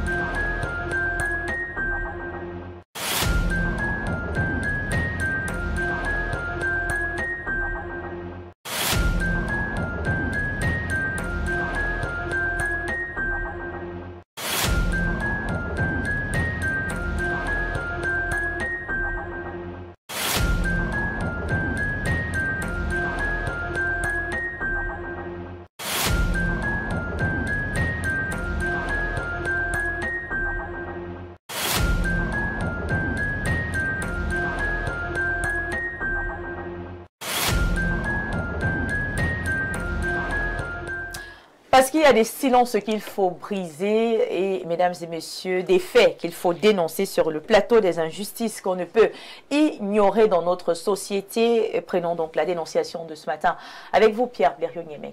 Alors, Viviane Andrea, ce matin, nous dénonçons une situation qui est à court dans une famille recomposée. Les familles recomposées, c'est celles dans lesquelles l'homme est venu, a trouvé une femme avec les enfants, où les deux ont des enfants. Dans le cas d'espèce, les deux, chacun avait un enfant. L'homme a un garçon et la femme a une fille qui ont carrément grandi dans la même maison, donc considérés comme frères et sœurs. Il faut dire aussi que l'homme a reconnu l'enfant de la femme comme étant son enfant. À l'heure où nous trouvons, le garçon, qui est le cadet de sa grande sœur, a enceinté sa grande sœur. Attendez, je n'ai pas bien compris la partie. Oui, tu as bien compris. Pourquoi? Tous les autres mots, tu as compris. C'est seulement enceinté que tu n'as pas compris. Ma tête n'a pas accepté l'information. Oui. Donc, les frères et sœurs, ils sont frères par alliance. Ils sont frères par alliance. Ils sont frères. Mais je vous décris la situation pour qu'on comprenne bien. Et le papa a reconnu l'enfant-fille. C'est la fille qui est l'aînée. Oui. Elle se trouve enceinte et après enquête, elle a dit à sa maman que l'auteur de la grossesse, ce n'est pas quelqu'un d'autre, c'est son frère à la maison. Ah, voilà. Donc, c'est difficile. La maman en a parlé au papa. Deux idées se partagent dans la maison. La maman suggère que la fille se fasse avorter. Le père dit non. Il dit qu'ils ont beau être frères, ils ne sont pas consanguins. Ils n'ont pas de relation de consanguinité. Donc, qu'ils peuvent gérer ça autrement. Ils peuvent présenter ça autrement à la société. La maman insiste, disant, parce qu'elle a véritablement élevé ses deux enfants comme étant ses enfants. Donc, elle est très gênée. Et le papa lui dit, pas d'avortement. Donc, il y a un conflit dans ce couple par rapport à cette situation. Un véritable conflit, une véritable situation embarrassante parce que, voilà, deux frères et sœurs, même si vous n'avez pas le même sang, vous êtes frères et sœurs, aujourd'hui, vous vous retrouvez en train de faire des mauvaises choses au point d'avoir des preuves. Non, mais ça, c'est... Est-ce que Joseph Zambo, est-ce que cela ne va pas gâter la famille? Est-ce que la maman n'a pas raison de proposer la solution que vous avez écoutée tout à l'heure? Bon, en tout cas, je crois que les familles recomposées à la base, c'est difficile. Hein. C'est très difficile. Mais le fait qu'on les a élevés ensemble, normalement, la fraternité n'est pas seulement parce que vous partagez le même sang. Parce que parfois, on a même des amis qui deviennent plus que nos frères, qui deviennent plus que nos sœurs. Et si on a grandi dans la même maison, dans les mêmes conditions, à une bonne durée, nous développons normalement une relation de fraternité. Donc, il ne devrait pas avoir ce genre de choses. Mais sauf que voilà, la chair est chère. C'est des choses, parfois, on se retrouve souvent tenté par ce genre de situation. Et c'est où moi j'interpelle toujours les parents à savoir comment encadrer ça. Parce que ça n'arrive pas seulement aux familles recomposées, ça arrive même aussi aux enfants qui sont venus du même ventre. Lorsqu'on laisse les garçons et les filles rester dans une même chambre jusqu'à un certain âge, c'est un problème. Lorsqu'on permet aux garçons et aux filles de faire parfois certains jeux, s'amuser parfois, c'est comme si on leur créait un climat. Mais ce sont des frères et sœurs ont le droit de s'amuser. Non, on contrôle ces choses. Moi, dans la maison de ma mère... Est-ce que ce n'est pas un peu de la sorcellerie? Non, je dis que... On vous unit, vous êtes une famille désormais, et puis... Jusqu'à un certain niveau, l'enfant reste enfant. Mais je répète encore, le parent joue son rôle. Je dis, dans la maison de ma mère, il y a des choses qui ne peuvent pas se faire. Même les façons que vous jouez, vous allez voir la mère qui vous dit, oh, les hommes ne jouent pas comme ça avec les femmes. D'ailleurs, un certain contrôle, un rappel à l'ordre, à chaque fois, on vous rappelle, on nous fait, on dit, Zambo, elle c'est ta soeur, et tel c'est ton frère. On vous fait ce rappel et c'est comme ça qu'on s'inculque ces valeurs. Mais il y a d'autres aujourd'hui, on pense que l'enfant est un adulte. On se dit que l'enfant a cette conscience-là, il va comprendre, est-ce qu'il ignore que c'est sa soeur? Ou est-ce qu'elle ignore que c'est son frère? Non. On doit suivre les enfants, on doit les encadrer. Qu'on ne laisse pas la télé encadrer les enfants. Parce que dans d'autres pays, les cousins et cousines se marient.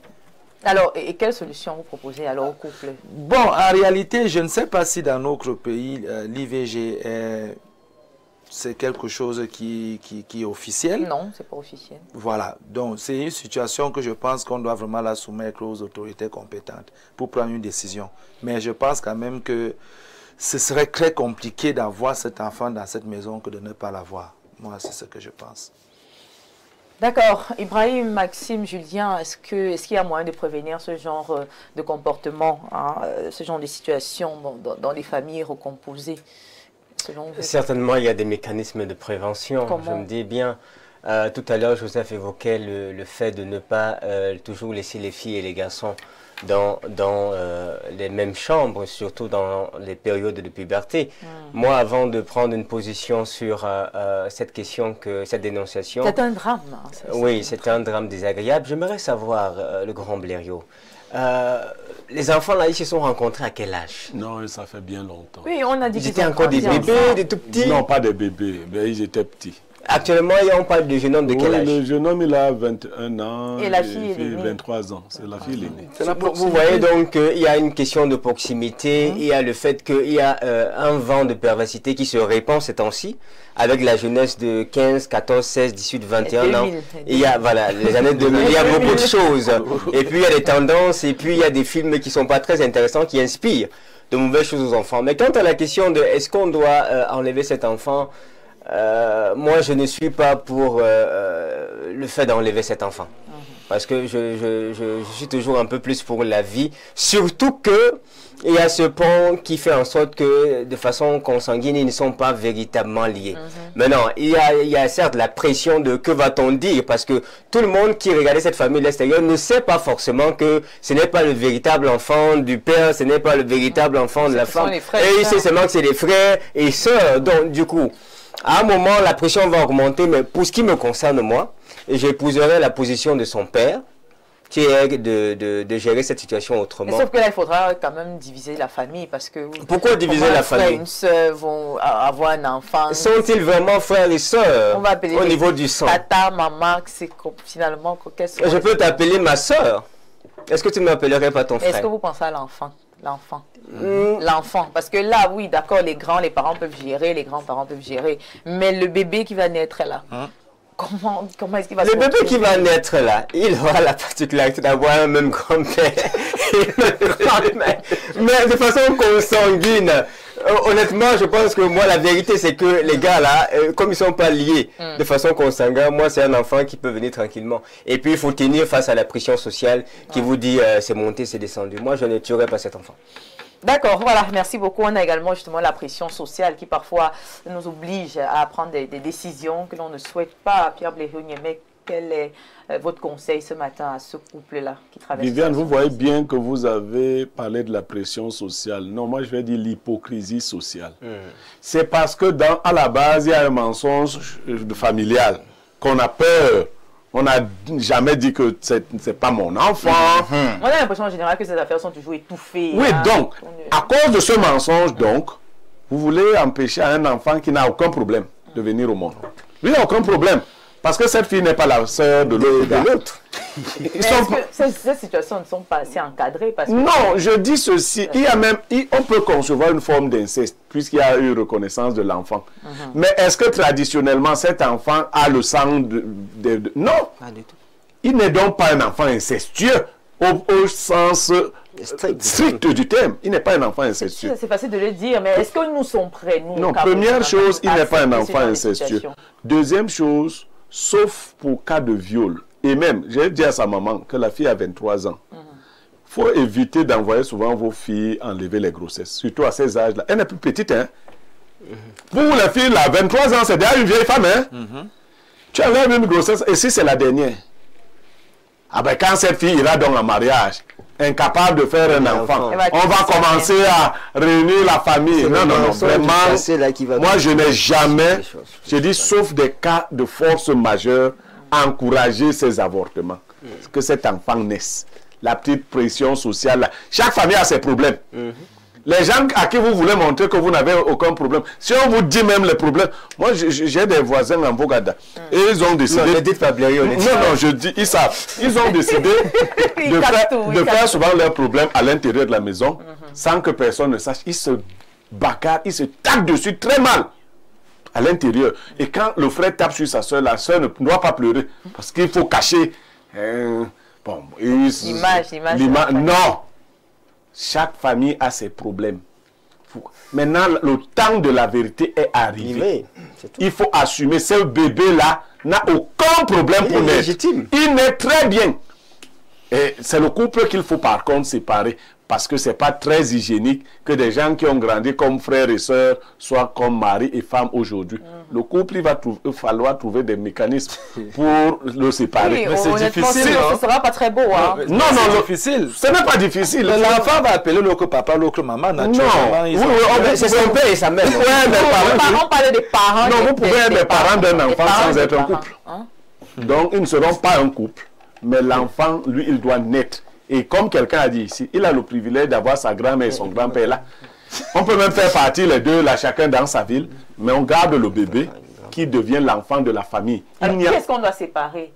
Les jeunes ou les parents? Les parents. Non, il parle des parents. Non, non, je parle des parents de l'enfant, du bébé. Des parents du bébé. Oui, c'est eux qu'il faut. Non, le couple, lui, n'a pas de problème. Vous êtes allé fricoter, moi, ma femme et moi, on a quel problème? Nous, on va se séparer parce que vous avez... Vous devenez grands-parents de vos... Oui, oui, mais nous, on ne va pas se séparer pour vos bêtises. Non, non. Notre couple... Et c'est pour cela que je leur dis de ne pas trop se mêler directement. Parce que le couple lui-même risque d'avoir des problèmes. Et la femme avait commencé à dire, c'est ton fils qui... Non, non. C'est ton fils qui a... Et le mari lui a rappelé que la fille est quand même l'aînée du garçon. Pendant que tu dis que c'est le fils. Non, ne gâchez pas cette belle famille à cause de ce mauvais passage. Réglez le problème. Surtout, ne tuez pas ce bébé-là. D'accord. Surtout, ne pas tuer ce bébé. Ce n'est pas du tout facile, mais je pense que c'est la meilleure solution. Allons-y voir ce que pensent les uns et les autres. Bonjour, très beau sujet que nous ramène le meilleur conseiller du monde, M. Niemek. C'est Alan Siminsor de Daïdo. Bonjour à vous. Pour ce cas, je propose l'accouchement et surtout éloigner les géniteurs. Thierry de Mbalmayo. Éloigner les géniteurs, donc les deux, que l'enfant reste avec les grands-parents. D'accord. On va prendre d'autres réactions. Bonjour le plateau. Bonjour Espace Miné. J'ai un grave problème, je suis allée en retraite. Bon d'accord, on va revenir, on reste d'abord sur le sujet. Alors, bonjour Viviane Andrea. Très belle présentation, très top, merci beaucoup. Bonjour le plateau, je pense qu'il n'y a pas de solution. Moi, je n'encourage pas l'avortement, alors que les parents assument leurs actes. Ok, c'est bien noté. On va prendre peut-être un dernier message. Bonjour, je suis maman Sabine à Yaoundé. Pour cette situation, il n'y a même pas de problème. Laissez juste l'enfant naître. D'accord. Bonjour au panel. De nos jours, les éducations à l'africaine ont perdu de leur valeur. De nos jours, même les parents se promènent presque nus devant leurs enfants, même adultes. Dans nos familles africaines, nous avons eu toujours une chambre des garçons et celle des filles à un certain âge. Les familles en Afrique éduquent beaucoup plus les enfants sur le plan religieux, à l'instar de l'islam dans la partie septentrionale du Cameroun, qui permet le mariage entre frères et sœurs, les oncles paternels. Bonjour le panel et agréable mardi à vous. Il s'agit simplement d'un cas d'inceste car il pose un problème de statut de l'enfant et l'avortement est autorisé en cas d'inceste. Question pour le consultant Niemek. Peut-on parler d'inceste entre les forces de l'ordre et la police municipale? Juste pour savoir si le ministre Atangandji évoque insidieusement aussi le cas des forces municipales. Ngambarga Roger Parfait depuis Ngolmako. Non, la police municipale est désormais encadrée par un texte. Sauf que il y a beaucoup de choses à faire pour que ce texte... Les policiers marchent déjà avec eux. Non, ils marchent même, mais désormais ils sont encadrés par un texte. Mais il faut qu'ils soient encore bien formés. Parce qu'ils ne sont pas souvent différents des gros bras. D'accord. Bonjour. Bonjour à vous sur le plateau. Mon avis, c'est que l'enfant doit naître et puis séparer les deux enfants. Bonjour au panel, je suis pharmacien et je souhaiterais avoir le contact de la Légion de Niemek, s'il vous plaît. Après l'émission. Bonjour Espace Miné, bonne émission. Je suggère à Viviane Andrea de rester...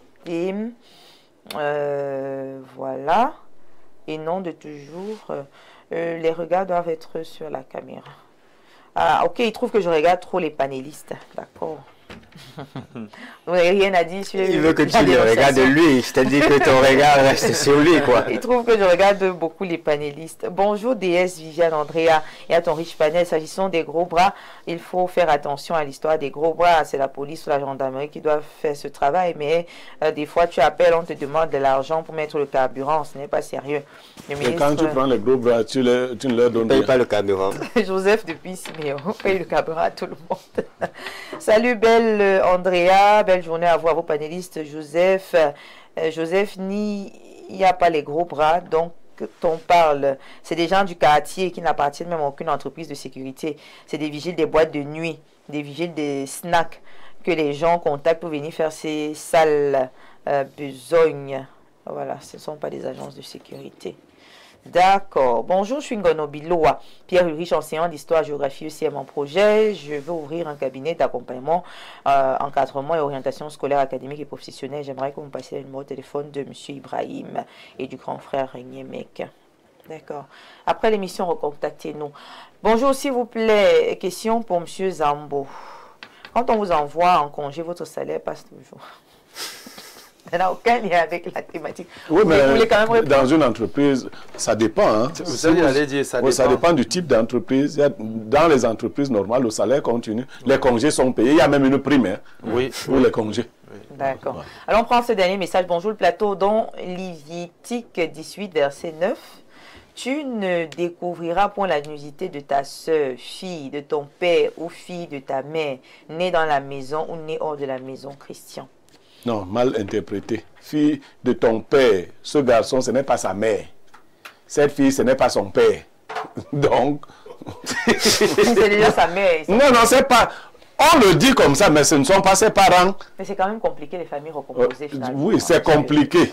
Il fallait... Même dans les... On vous a dit les familles... de recomposer, ça veut dire qu'on devient les enfants... Mais on vous a dit qu'il y a même des risques dans les familles normales. Hein. C'est-à-dire que le vrai frère couille sa vraie soeur. C'est violent ce matin. Voilà, en tout cas, merci beaucoup. Je pense qu'on a eu quelques solutions proposées ce matin. Permettez-moi de prendre quand même ce message du DP d'élite. Voilà, bonjour charmante Viviane, à ton brillant panel.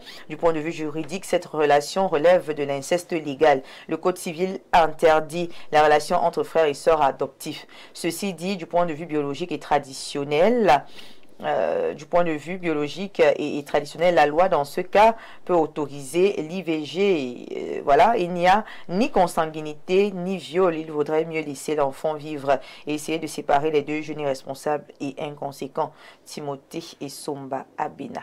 Voilà, merci beaucoup. Ce sera tout pour la dénonciation de ce matin.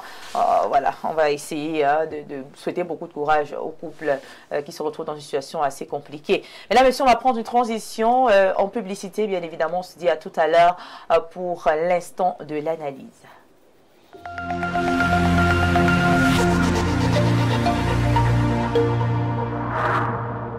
Bienvenue à la 10e édition de SARCA, le Salon africain de la relation client et des centres d'appel. Cette année, nous plongeons dans le thème Intelligence artificielle et expérience client, l'Afrique s'engage. Imaginez un futur où l'intelligence artificielle révolutionne le service client. Il y aura des expositions, conférences et formations. Rejoignez-nous pour célébrer cette évolution au SARCA du 23 au 25 avril 2025 à l'hôtel Aqua Palace Douala. Soyez acteurs du changement. Vous rêvez d'un environnement de travail propre, sain et agréable pour vos équipes et vos clients? Vous recherchez un partenaire fiable, reconnu pour son professionnalisme dans le nettoyage de locaux? Betan Cleaning Services, c'est l'exigence de qualité, la rigueur et la confiance depuis plusieurs années. Spécialiste de la propreté industrielle pour PME et grandes entreprises, notre équipe certifiée reste à l'écoute de vos besoins, quel que soit votre secteur d'activité. Nous vous proposons une gamme complète de prestations, entretien régulier de vos bureaux, nettoyage de fin de chantier, traitement des sols et des tissus, entretien des espaces verts, recyclage des déchets et nettoyage des vitres à l'eau pure. Une technique innovante et certifiée. Avec Betan Cleaning Services, vous avez l'assurance d'un lieu de travail confortable, propre et respectueux de vos exigences. Appelez le 657 86 38 56.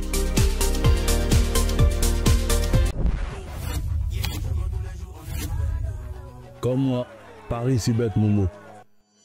Ça dit qu'on n'est pas blindé, je go tous les jours. Chez BetMomo, ton premier pari est 100% remboursé. Inscris-toi vite sur www.betmomo.com, place ta mise et si ça ne rentre pas, on te rembourse intégralement. Joue l'esprit tranquille et profite du jeu. Offre soumise à condition. Plongez dans l'excellence au cœur de Yaoundé. Imaginez un lieu où le luxe rencontre la modernité et le confort, où chaque détail a été pensé pour vous offrir une expérience unique. Bienvenue à la résidence Le Mfundi, un chef-d'œuvre signé Société Immobilière du Cameroun, situé dans le prestigieux quartier Hippodrome à Yaoundé. À la résidence Le Mfundi, l'élégance et le raffinement s'harmonisent pour créer un cadre de vie exceptionnel. Découvrez une offre inégalée, 152 appartements haut de gamme, des configurations T1 à T6 avec cuisine américaine et européenne, 954 mètres carrés d'espace de commerce en rez-de-chaussée, idéaux pour vos affaires. 4130 mètres carrés d'espace de stationnement, alliant intérieur et extérieur pour un maximum de confort. 3070 mètres carrés d'espace commun, aménagés pour votre détente et votre bien-être. Chaque détail de la résidence Le Mfundi a été soigneusement étudié pour répondre à vos attentes. Pourquoi attendre? Offrez-vous la résidence de vos rêves dès aujourd'hui. Rendez-vous à la division commerciale et marketing de la Société Immobilière du Cameroun sur l'avenue de l'Indépendance à Yaoundé.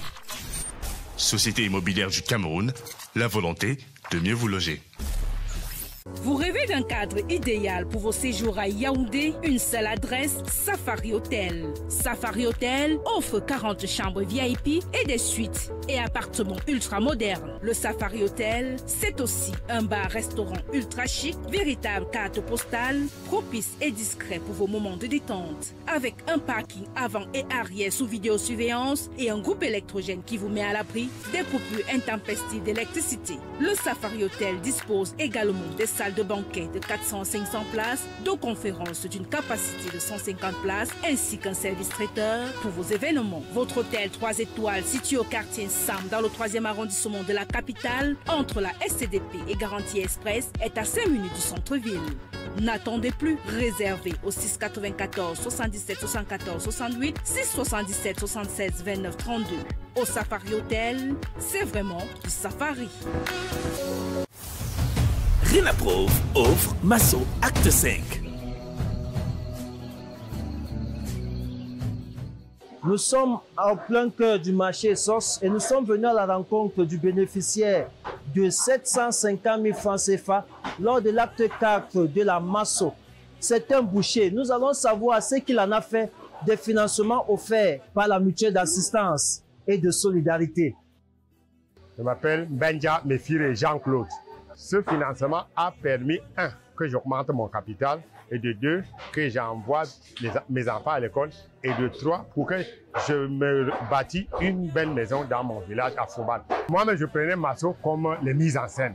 Mais quand moi j'ai gagné, j'ai vu que c'est du sérieux. Je les conseille, participer à Masso à 26 000 francs. Ce n'est pas du mensonge, c'est la vérité.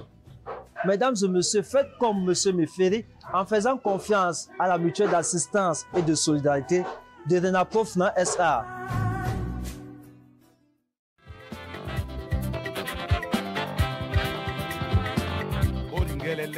Pour tous vos événements administratifs, campagnes de communication, concerts géants, meetings politiques, cérémonies de mariage, une seule adresse. Pro Sound and Light Cameroun. Pro Sound and Light Cameroun met à votre disposition une sonorisation high-tech, piano, console de mixage, ampli, micro HF et ce n'est pas tout. Pro Sound and Light Cameroun, c'est aussi le rendez-vous avec l'écho des haut-parleurs pouvant couvrir des lieux de 500 à 5000 personnes. Briller avec un système de lumière intelligente sur des podiums modulables. Pro Sound and Light Cameroun est situé à Olembe, Dubai City. Contact 654 85 81 03 673 58 07 62. Pro Sound and Light Cameroun, animez vos événements avec le bon matériel.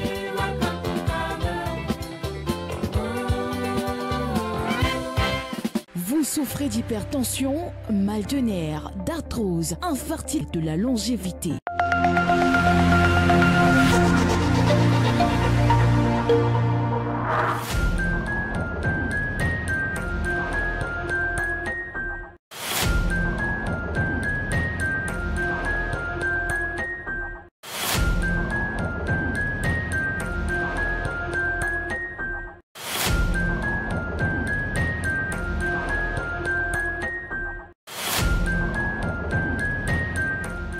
Retour sur le plateau, c'est l'instant consacré à l'analyse. Vous êtes toujours sur Espace Miné. Les démineurs sont confortablement installés sur ce plateau. Nous parlons donc du secteur de l'artisanat.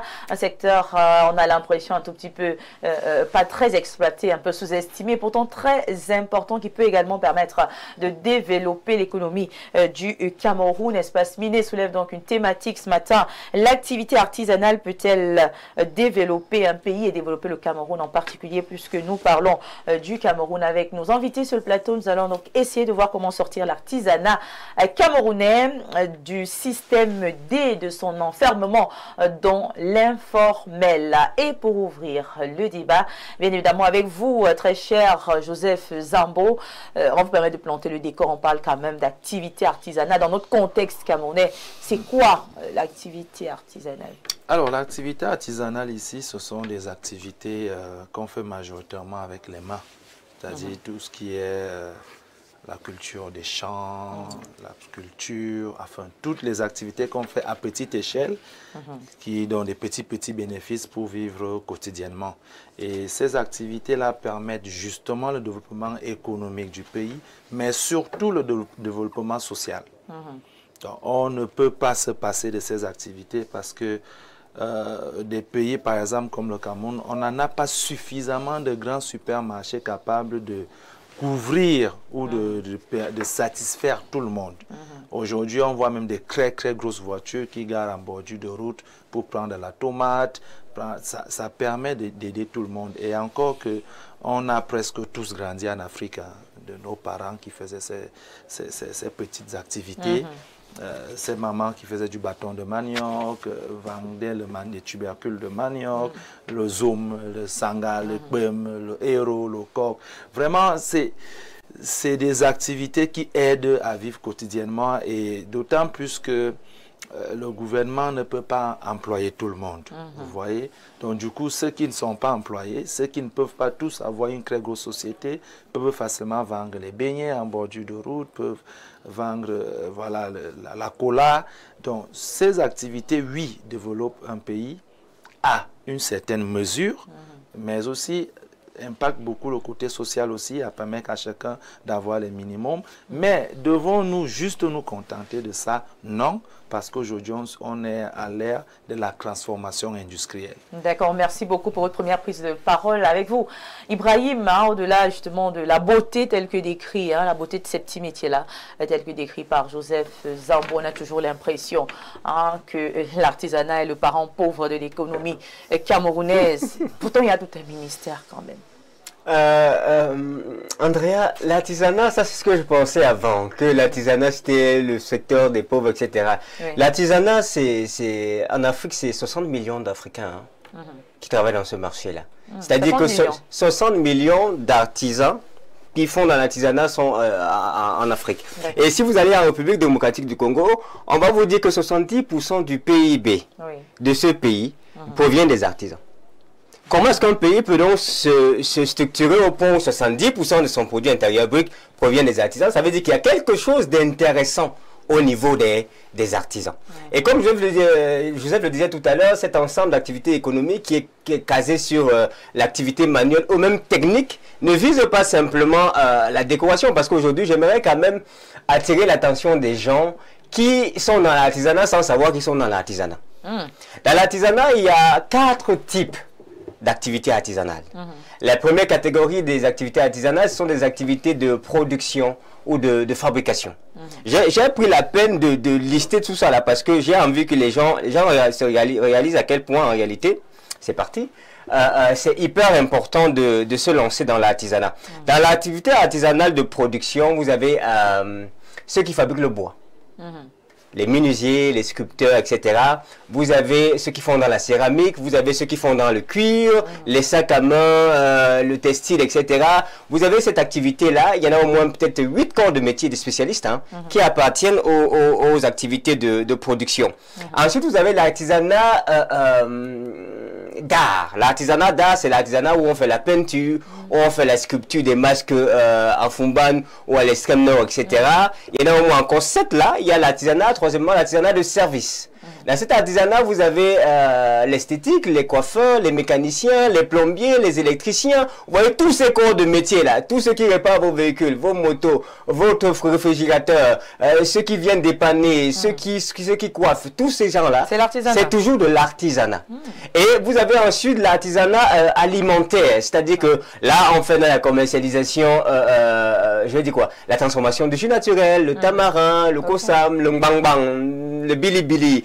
Tout ça là, c'est l'artisanat. C'est-à-dire que la vente des arachides grillés, vous voyez les gens, c'est l'artisanat. Donc en fait, les cordonniers, tous ces corps de métier là. Et donc quand on finit de recenser près de 30 corps de métiers spécialistes, et que vous nous posez la question de savoir, est-ce que cette activité-là peut apporter un développement? La réponse est évidente, oui. Maintenant, il faut aussi dire que 60% de l'économie camerounaise repose sur l'informel. Autrement dit, ça repose sur ces gens-là qu'on estime être petits, mais qui en réalité brassent des sommes que vous n'imaginez pas. Donc, c'est intéressant de se tourner vers l'artisanat, et l'artisanat peut le faire. Une nation comme la Tunisie, seulement 5% de l'activité artisanale contribue à son produit intérieur brut. Mais ça représente 350 000 personnes qui ont un emploi. Au Cameroun, s'il faut se fier aux résultats de 2022, on a à peine 5912 personnes, unités d'activité artisanale au Cameroun. Et actuellement, il y a à peine 1312 qui bénéficient d'un accompagnement systématique du ministère des Petites et Moyennes Entreprises et de la promotion de l'artisanat. Donc, je crois qu'il y a un véritable filon à explorer. Je suis un ambassadeur de l'industrialisation, mais je crois qu'on peut bien moderniser ce secteur artisanal pour pouvoir faire en sorte qu'il contribue consistamment au développement de ce pays. Merci beaucoup, Pierre Biagio-Niémé. Quelle est selon vous la place aujourd'hui de l'artisanat dans l'économie nationale? Alors, non, si on parle de la place en fonction des types d'économie et du niveau de développement, est-ce que nous voulons rester là où nous sommes? Les métiers de la main sont des métiers naturels, manu. Parfois, c'est des dons. C'est des métiers... Non, on est obligé, on commence par là. Il faut moderniser. Dans certains secteurs, il n'est même pas bon de trop vite industrialiser. Parce que l'industrialisation détruit le tissu naturel. Ça va trop... Vous voyez avec l'industrie, vous regardez par exemple le bois. Si vous voulez l'exploiter à une échelle industrielle, il y a des pays d'Afrique comme le nôtre qui n'auraient pas dû. D'ailleurs, on industrialise même pas, on ramasse des billes de bois et on envoie là où les gens vont industrialiser. Mais si on pouvait faire une petite transformation artisanale chez nous, ce serait suffisant et nous garderions une bonne partie de notre richesse. Mais dans d'autres secteurs, la main de l'homme ne suffit pas. Vous avez pas, les pays développés réduisent l'artisanat et vont vers l'industrialisation. En fait, qu'est-ce que c'est que l'industrie? C'est quand une autre main artificielle s'ajoute à la main naturelle. Est-ce que vous voulez vraiment qu'on continue de faire l'agriculture de manière artisanale? C'est-à-dire en tapant les matières sur les arbres et tout ça. C'est ça qui tue les hommes. Donc l'artisanat, maintenant dans les arts, je suis tout à fait d'accord que la main de l'homme continue de travailler. La sculpture, l'artisanat ne meurt, même dans les pays très développés, l'artisanat ne meurt pas. Mais on ne peut pas fonder une économie compétitive sur l'artisanat. La petite agriculture, d'ailleurs quand quelqu'un me dit qu'il travaille avec la matière, je dis tu ne fais pas l'agriculture, tu fais les champs. Oui. Pourquoi? Non, ça c'est faire les champs, c'est-à-dire un endroit pour manger. Pour faire l'agriculture, c'est autre chose. Tu fais les champs. Quand quelqu'un... Attends, est-ce que tu peux faire 50 hectares en tapant la matière? Mais à qui la faute Et vous avez dit, on a un ministère de l'artisanat et bon, mais on a le développement passera par l'artisanat pour aller vers l'industrialisation. On a aussi un ministère des petites et moyennes entreprises, la promotion de l'artisanat. Donc il faut commencer quelque part. Il faut grandir. On ne peut pas demeurer là. Il faut évoluer. Il faut évoluer, merci beaucoup. Et même si au-delà justement de ce ministère, il y a également une loi, n'est-ce pas, qui régit donc l'artisanat au Cameroun. Joseph Zambon parle de la loi du 3 juillet 2007. Il y a même également de la création de ce qu'on appelait les villages artisanaux du 7 janvier 2013, qui sont donc des lieux d'encadrement collectif, de production, d'exposition, même de commercialisation, pourquoi pas, et d'animation. Alors pourquoi avec tout ce que l'État essaie quand même de faire pour encadrer ce secteur-là, on a toujours l'impression que l'artisanat ne pèse pas. Non, je vais vous expliquer. En réalité, l'artisanat, c'est un peu comme la première étape, comme M. Nyamek expliquait. C'est la première étape pour aller vers de grandes choses. Si moi, par exemple, je fais particulièrement sur le tournesol, beaucoup de personnes préfèrent d'abord faire même un 500 mètres carrés de tournesol. Là, vous allez faire le piquetage avec vos machettes. Vous allez essayer. Et puis, à partir des conclusions que vous allez prendre à ce niveau, vous allez essayer de vendre même d'abord, même ne serait-ce que 1 kg, 2 ou 10 ou 20 kg. Ça, c'est faire dans les champs. Ça, c'est faire les champs. Donc, faire un champ de tournesol, ça vous permet donc d'évaluer vous-même.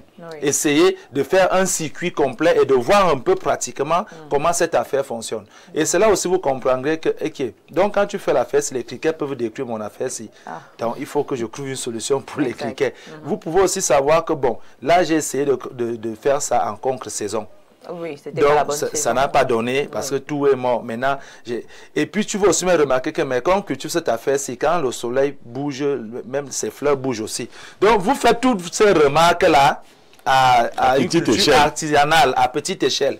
Mais en réalité, quelle entreprise sérieuse, une usine peut-être de raffinerie, un truc comme ça, va se déplacer pour venir regarder vos cochons d'un hectare? Quelle entreprise? Vous allez gagner quel marché? Non, c'est l'expérience que vous aviez donc eu à petite échelle. C'est en ce moment donc, puisqu'en réalité, il y a ce qu'on appelle les projets scalables. C'est les projets qui se financent. Donc, vous commencez à petite échelle, vous essayez de faire grandir jusqu'à tomber à grande échelle. Mais en réalité, quand on parle de l'agriculture, on parle de l'industrialisation, c'est parce qu'on tombe sur de grands espaces. Mais c'est pas mauvais de commencer à petite échelle. Maintenant, le gouvernement donc, doit nous aider de quitter donc de cette petite échelle-là, aller à la grande échelle. Parce qu'il ne faut pas déjà passer par des formations aussi, parce que jusque-là, on parle de... Qui peut être mieux formé qu'une maman qui fait le bâton de maillon depuis 50 ans? Vous avez dit ça aux entreprises? Non, je dis ceci. une personne qui cultive le manioc depuis 25 ans. Qui a la force de l'expérience. Mais vous allez encore former cette personne. Cette personne a seulement besoin des machines. A besoin de... Ce qui manque à la personne, ce n'est qu'un petit coup de pouce du gouvernement, vous voyez. Donc maintenant, l'idée aujourd'hui, c'est qu'on sait déjà faire toutes ces choses-là. On a même tellement de spéculations au Cameroun. Le manioc, le maïs, le blé, le riz. On a tellement de spéculations, mais tout ça est bloqué à l'artisanat. Et comme il faut bien qu'on mange à la maison, on ne fait que... une sorte d'entrepreneuriat qui nous permet juste de vivre à la maison. Mais le gouvernement ou l'État ne peut pas se développer à travers ça seulement. Parce qu'il faut qu'on ait bien des industries, quel rôle concret vous pensez que le gouvernement justement devrait jouer pour un appui pratique. On doit appuyer pratiquement ces gens qui font déjà ces activités à petite échelle afin de grandir. Ça se passe au Burkina Faso. Hein? On peut... Il y a des machines garées ici à Bolova qui devaient être utilisées pour aider les agriculteurs à labourer le sol. Il y a des machines pour permettre même à faire du piquetage.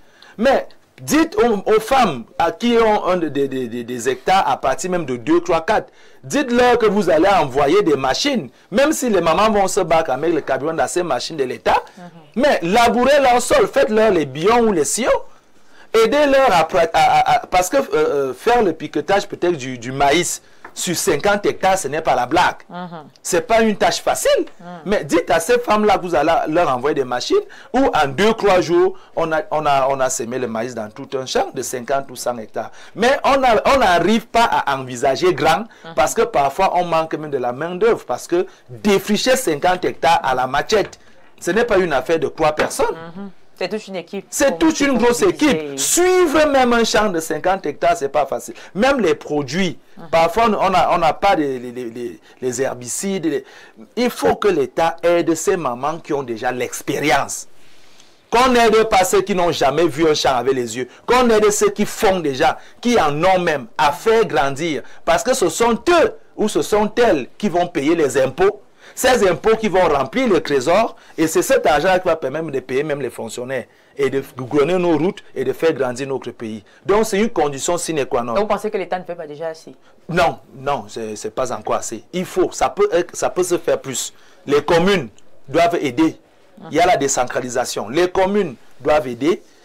Parce qu'on a des coopératives. On a le centre artisanal international de Yaoundé, situé parfois en tendance. Voilà. Oui, mais où tout est fait à la main, à petite échelle. Il faut voir les gens qui font les bonbons avec le cacao. Tu vois bien que ce n'est même pas beau à voir. Les gens qui font même les jus naturels. Puisque c'est fait à la main dans les seaux, on a même peu de la qualité de l'eau, tout ça. C'est fait à la main. Mais s'il y avait un petit matériel, s'il y avait même un endroit public où tu peux aller avec tes petites marchandises, tu essayes de faire un jus dans des conditions industrielles pour ne serait-ce que voir. On n'en a pas. C'est compliqué, ça va finir comme ça meurt comme ça.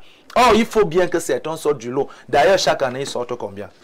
Combien de riches on a chaque année au Cameroun qu'on va dire le système les a aidés à se développer. On est comme ça, on a des employés.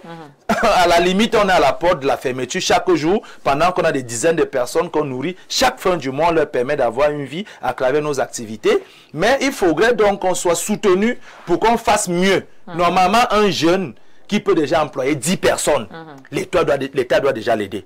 D'accord.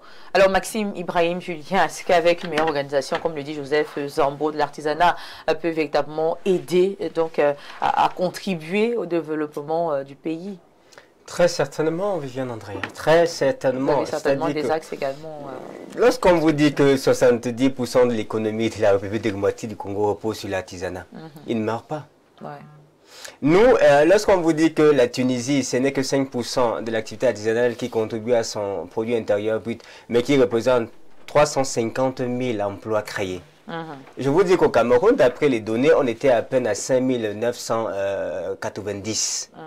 Vous voyez qu'il y a encore une bonne marche à faire pas que l'État ne fait pas quelque chose ou que le ministère des Petites et Moyennes Entreprises n'essaye pas. Ils sont en train de travailler, mais il faut qu'ils le fassent véritablement jusqu'au fond. Parce que j'ai l'impression quelquefois que on organise des événements pour attirer l'attention sur le fait qu'on fasse un certain nombre de choses, on coopte des personnes, on les offre les stands gratuits, on essaye de faire des réductions pour qu'ils viennent et qu'ils montrent que bon, il y a des choses qui se font, mais on ne va pas jusqu'au fin fond des choses pour véritablement les aider. L'une des problématiques que tout artisan va vous dire quand on lui pose la question, mais vraiment ton produit là, il est de qualité, je pense que si on peut m'amener ça en France, etc., ça sera premièrement le fait qu'il va vous dire que je manque de financement. Si j'avais les machines, des petites machines, je pourrais faire quelque chose de beaucoup plus beau, de beaucoup mieux traité, de beaucoup mieux raffiné. Et dans ce sens-là, je pourrais au moins penser que oui, mon produit aurait une chance à l'international. Parce que l'une des choses qu'on ne dit pas, c'est que l'artisanat est aussi un peu menacé par les produits concurrents. J'ai été au Siècle la dernière fois, mais il fallait voir le rayon des Tunisiens, il fallait voir le rayon des Marocains, il fallait aller guetter le rayon des Camerounais. Pourquoi il y avait des concurrents et eux ils n'utilisent pas que la main, ils utilisent la main et quelques machines pour raffiner, pour aligner, pour perfectionner. Du coup, est-ce que le secteur peut être compétitif? Vous faites bien d'évoquer justement ce il peut. Est-ce qu'il l'a actuellement? Non. Est-ce qu'il peut? Oui, il peut. Oui, il peut l'être. Et je pense que l'État quelque part a déjà commencé. Moi, je connais un jeune Jean-Marie. Il fait des choses extraordinaires. Moi, je n'ai jamais vu un Camerounais qui fait des sacs à main comme ça. Je suis sûr que si tu vois ces sacs à main, tu vas aimer ces sacs à main. C'est Bayamak Jean-Marie 2. Je l'ai encadré. Et c'est là où je félicite quand même un petit pas que le gouvernement a fait avec le projet Les filets sociaux, qui concernait justement les gens qui n'avaient pas d'argent quant à leur capacité un tout petit peu et à mettre des fonds. Aujourd'hui, il y a au Cameroun, depuis au moins quelques temps, 1000 jeunes qui ont bénéficié des financements qui vont de 5 à 11 millions pour équiper des petites machines afin de rehausser le niveau de l'industrialisation et de permettre à ces petits génies-là de créer quelque chose de beaucoup plus intéressant. On voit que l'État s'intéresse quand même à ce secteur d'activité. Pierre Blivouing-Emek, est-ce que la solution ne sera pas également la décentralisation? Oui, mais il faut outiller les maires et tous ceux qui contribuent à la décentralisation. Vous savez ce que les Camerounais entendent par décentralisation? Non, les CDT, les gens attendent leur part pour voler. Que l'État central vole beaucoup, ils attendent. Non, il faut outiller. On doit aller vers la décentralisation. Et ça permet quoi dans votre question? Ça permet de transformer les produits de chaque localité sur place. Vous comprenez? Vous n'avez pas besoin que le bois quitte l'Est pour aller à Douala. Vous créez des industries là-bas et on transforme ça là-bas. Et les produits finis sortent. Vous voyez, et chaque zone, par exemple, nous au Cameroun, laissons le monde, chaque zone a des choses comme ça. Des richesses particulières. Alors, quand vous ramassez le bois à l'Est pour l'amener à Douala, vous savez ce que vous faites? Vous tuez l'économie de l'Est. Les jeunes qui auraient pu travailler dans les structures, c'est pour ça que les jeunes de l'Est vont se déporter pour partir à Douala. Et que Douala va se remplir. Ainsi de suite. Il y a beaucoup d'activités et la décentralisation doit encadrer ces choses-là. Quand vous êtes quelque part, vous regardez. La manière dont les hommes transforment leurs conditions de vie doit dépendre, doit être rattachée à l'environnement dans lequel vous êtes. Vous avez du bois, vous souffrez.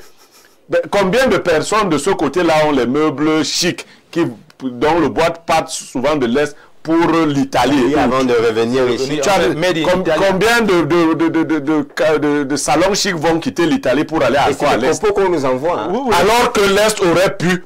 On peut partir donc du niveau artisanal pour atteindre l'industrialisation. L'artisanat doit être un mouvement. La Chine comptait sur le nombre de bras quand elle était artisanale. La Chine a compris que quel que soit le nombre d'hommes que vous êtes, les hommes ne peuvent pas travailler aussi vite que la machine. Vous pouvez être 1 million à travailler, la machine fait votre travail en 30 minutes. Donc il faut aller vers l'industrialisation. Oui, mais le problème que moi j'ai au niveau de la décentralisation, c'est qu'il faudrait donc outiller donc les communes à avoir la maîtrise, à comprendre donc l'activité dont ils doivent développer. Parce que vous partez auprès des communes avec certains projets, personne ne comprend même ton projet. Qui connaît l'entrepreneuriat là-bas? Qui sait ce qu'il faut faire? Alors même seulement sur chaque commune doit développer le tourisme de sa zone. Et qui est compétent pour connaître ce que c'est que le tourisme? Comment valoriser sa zone? Mais là, il faut maintenant des personnes formées. Il faut des personnes formées, des personnes ressources. Quand bien même nous, les entrepreneurs, moi j'ai fait une formation ici à Yaoundé, dans une commune, où je voulais 1000 jeunes.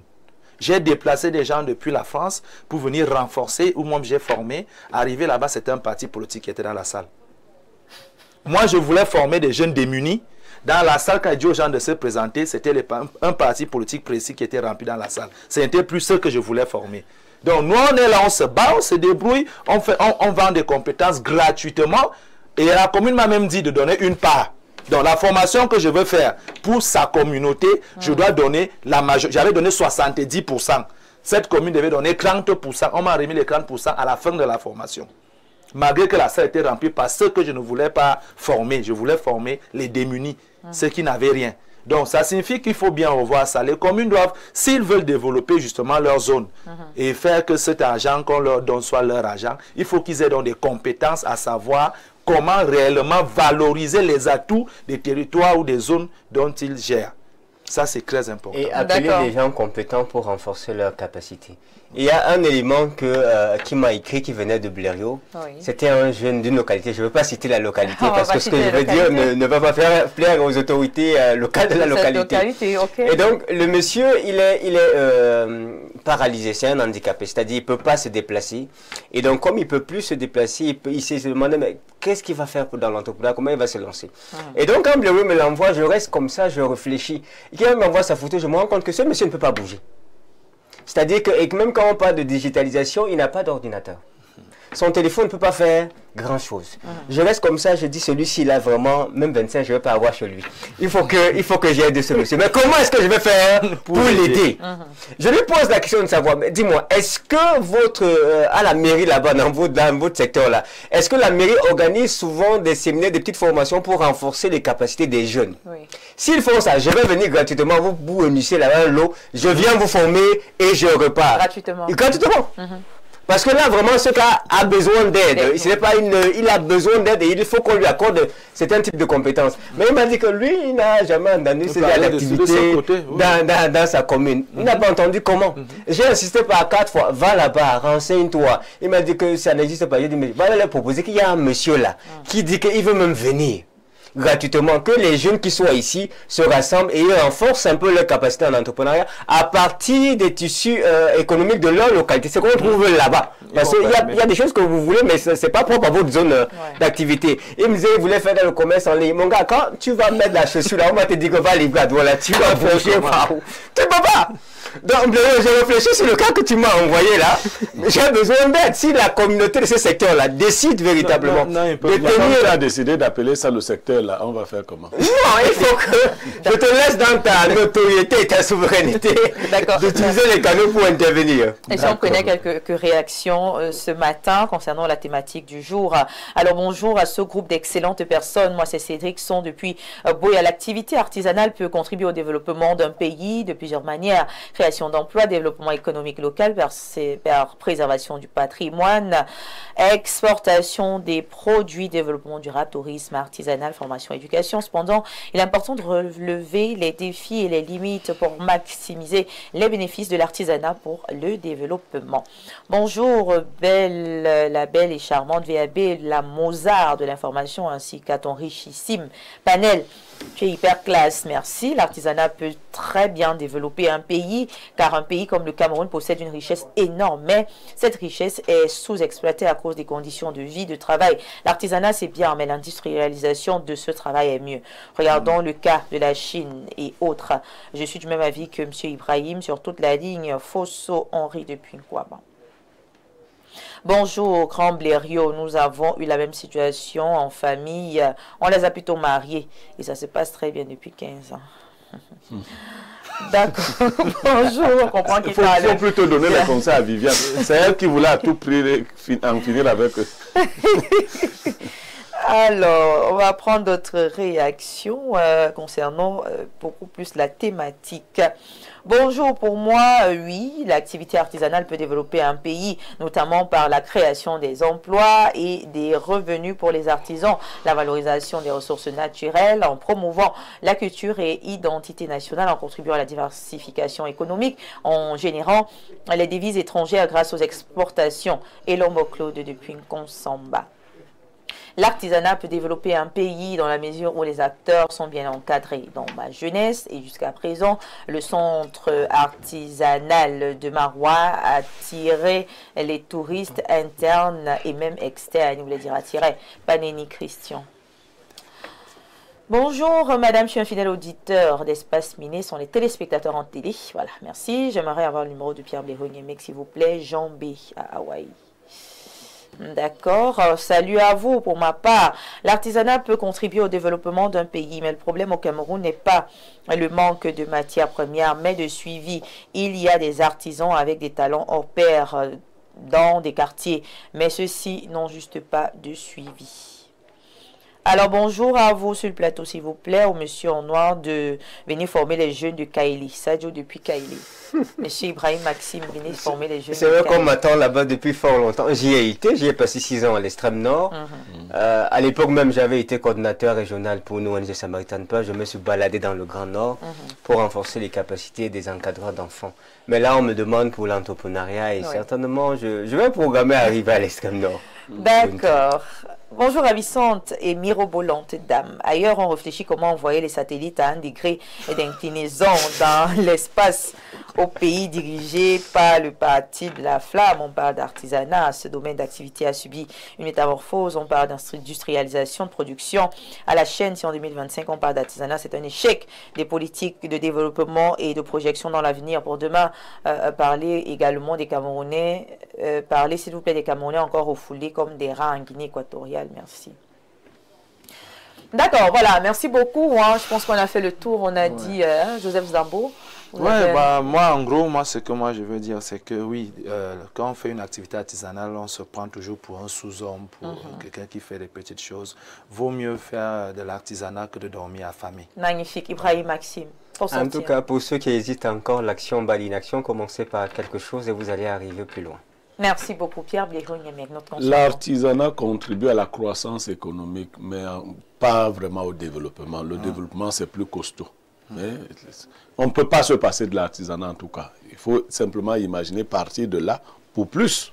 Et garder même un aspect parce que la culture et les racines ancestrales doivent rester même si on passe à une dimension de modernisation. D'accord, thème assez édifiant. Merci pour vos participations. Mesdames et messieurs, on retient donc que l'artisanat n'est pas un héritage du passé. Non, c'est une richesse vivante, n'est-ce pas? Porteuse même de créativité, porteuse voilà, d'innovation, porteuse également d'opportunités, de résilience. Et donc ce débat nous a permis de comprendre que si ce secteur est mieux encadré, n'est-ce pas, il pourrait donc participer et devenir même un véritable moteur de développement pour le Cameroun. Mais pour cela, il faudra, au-delà de la passion, un meilleur encadrement, une participation un peu plus aiguë voilà, de l'État. Et il faudra forcément des politiques publiques très, très ambitieuses qui pourraient donc justement permettre à l'artisan de jouer un rôle essentiel dans sa société. Merci à tous et à toutes. Merci encore à nos panélistes, Joseph Zambo, Ibrahim Maxime, Pierre Blérogne-Mec, Michel Azégué qui était derrière les caméras, à la diffusion Anissé Nomo ce matin et à la réalisation Ben Valls. Mesdames, Messieurs, c'est la fin de cette émission. On se donne rendez-vous demain pour un autre débat avec une thématique toujours assez intéressante. Sur ce, je vous souhaite de passer un très bon mardi sur nos antennes et n'oubliez pas la rediffusion prévue à 22h30 minuit.